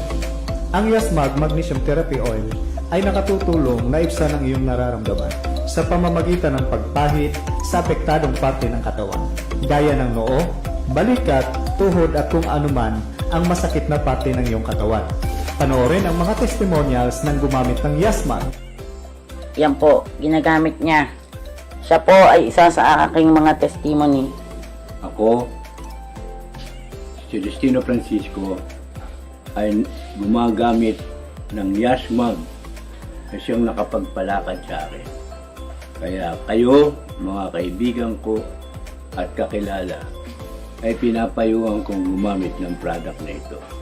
Isa sa ating testimony, ikukwento po niya sa inyo yung kanyang result nung siya ay 1 linggo nang nilalagnat at giniginaw ng hihina. Hi, ako po si Rina Liliantos, 29 years old, taga Sariaya, Quezon po. Nangyari po sa akin, itong mga nakaraang araw po ay hindi ko po maintindihan yung pakiramdam ko, gawa pong ang sakit po sobra ng likod ko, nilalagnat ako, tapos po ay hindi lang po 1 linggo ang nararamdaman ko. Simula po nung July 30 hanggang itong araw, hanggang nung mga nakaraang araw.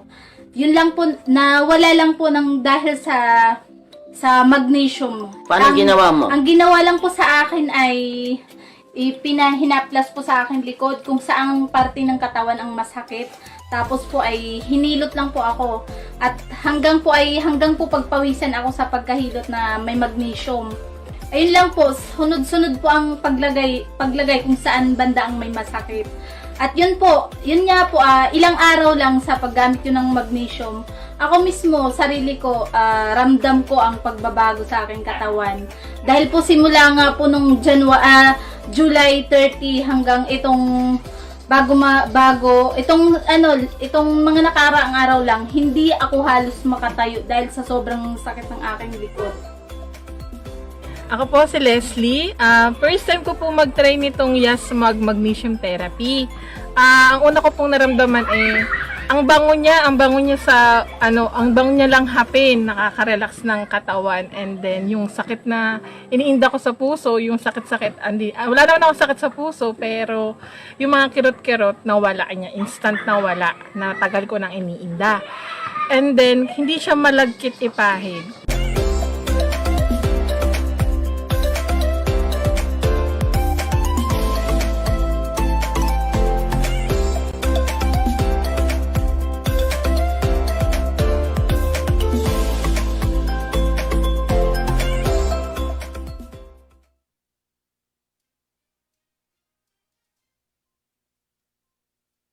Now,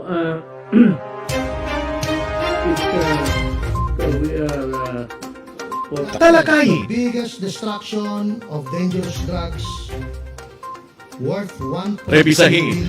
Opinyon. Malawaking. Aksyonan. Kasama si Rosel Lopez, ang inyong katropa sa pagbabalita. Dito lang sa Millennial Online TV. Tutok na, mga katropa! Mga millennials, marunong na ba kayong magluto ng mga masasarap at swak sa budget na mga pagkain?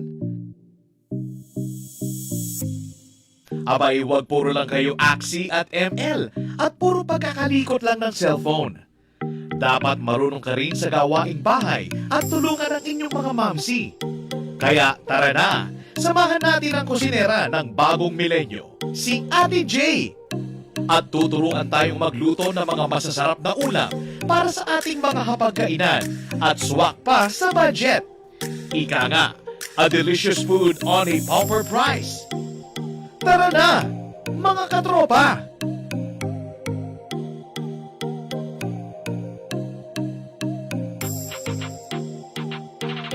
I-type lang sa inyong mga cellphone, sa inyong mga Facebook at YouTube, ang Millennial Online TV.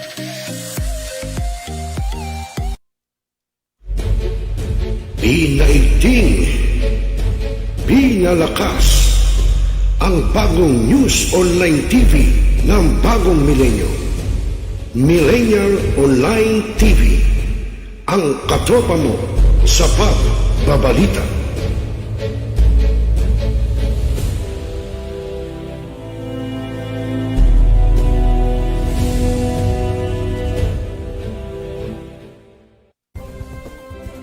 Mga katropa, ako po si Randel Villados, ang online naranista ng bagong milenyo ng Millennial Online TV na nag-aanyaya sa inyo na makikanta, makisaya at tumutok sa lahat ng programa ng Millennial Online TV.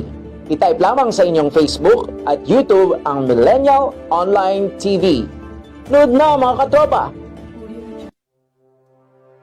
Ako inyong lingkod, Rosel Lopez, ang inyong katropa, ang inyong kabarangay dito sa Millennial Online TV. Abangan ang ating mga kaganapan dito sa ating bansa at abangan din ang panunungkol ni Kapitan sa ating Dalaw Barangay. Paano nyo kami mapapanood? I-type lamang sa inyong mga cellphone, sa inyong Facebook at YouTube ang Millennial Online TV. Ano pa hinihintay nyo mga katropa? Like, subscribe, at share na. Okay mga katropa? Mga katropa, ako po si Gazi Sarip, ang inyong tagapaghatid ng balita sa bagong milenyo na nag-aanyaya sa inyo na tunghayan ang aking mga pag-uulat at tumutok sa lahat ng programa dito sa Millennial Online TV. I-type lamang sa inyong Facebook at YouTube ang Millennial Online TV. Nood na mga katropa! Pinaigting, pinalakas, ang bagong news online TV ng bagong milenyo. Millennial Online TV, ang katropa mo sa pagbabalita.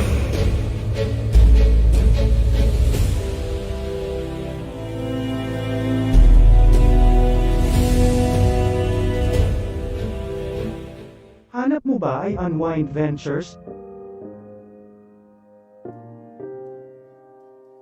Tara nang mamangha sa mga tanawin.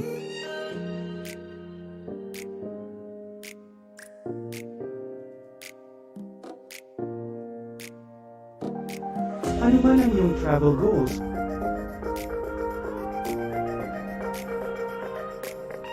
Dadalhin namin kayo.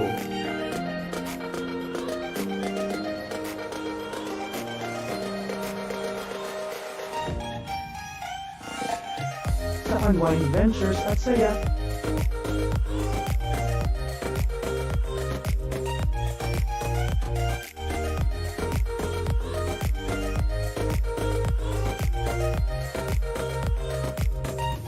Dito lang sa Wow Biyahe.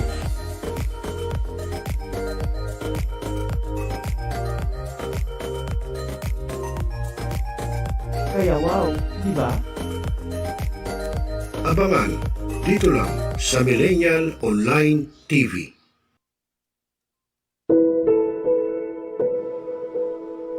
Ikaw ba'y nag-iisa? Nalulungkot dahil iniwan at ipinagpalit, niloko ng iyong minamahal. Kung ngayon, i-type sa inyong mga cellphone, Facebook o YouTube man ang Millennial Online TV. Dahil nasa Millennial Online TV na ang online haranista ng bagong milenyo, si Randel Villados.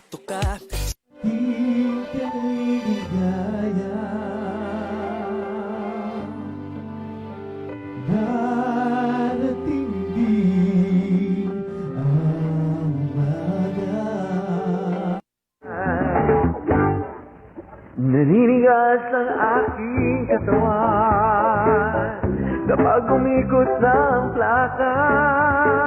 At haharanahin kayo ni Randel ng iba't ibang awitin para maibsan ang inyong inip at kalungkutan kahit nasaan man kayo. Hanggang sa tumanda. Come on!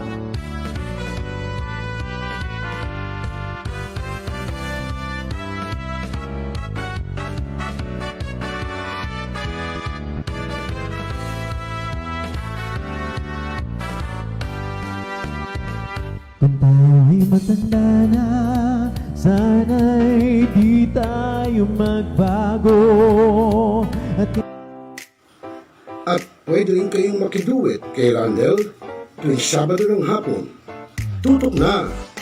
Tawag na mga milenyo! Araw-araw ikaw ang gusto kong kasama. Buhay ko'y kumpleto na tuwing nandito ka sa tabi ko o aking giliw. Barangay, pangunahing unit ng pamahalang lokal kung saan dito pinag-uusapan ang bawat sinalog ng mga residente ng bawat barangay. Dito rin pinag-uusapan ng mga piling hanggang na opisyal na barangay ang mga proyekto para sa kanilang barangay. Kumustahin natin ang panunungkulan ni Kapitan dito sa Dalo Barangay sa Millennial Online TV worldwide, ang katropa ng bawat barangay. At tinatapos ang ating pagpupulong. Maraming salamat po sa inyong pagdalo at tapos na po ang ating session. Hanggang na po tayo.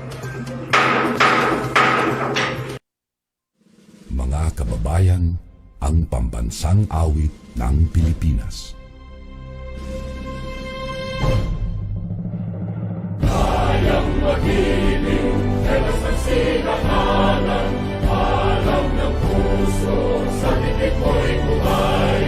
Lupang hinirang, kuya ka ng mag-ibig, sa mandulupin, di ka pasisigil, sa nanagang tutok sa simoy at sa langit mo bangaw, ay ginatang tulad, awit sa pagkayang minamahal. Ang isang ng matawad mo'y tagumpay na naghihiling, bakit tuwing at araw niya kailan pamay maghihiling. Lumanang araw ng warhabing pagsinta, buhay langit sa piling mo. Ang ligaya ng pagkay mga amin, ang mamatay ng dahil sa'yo.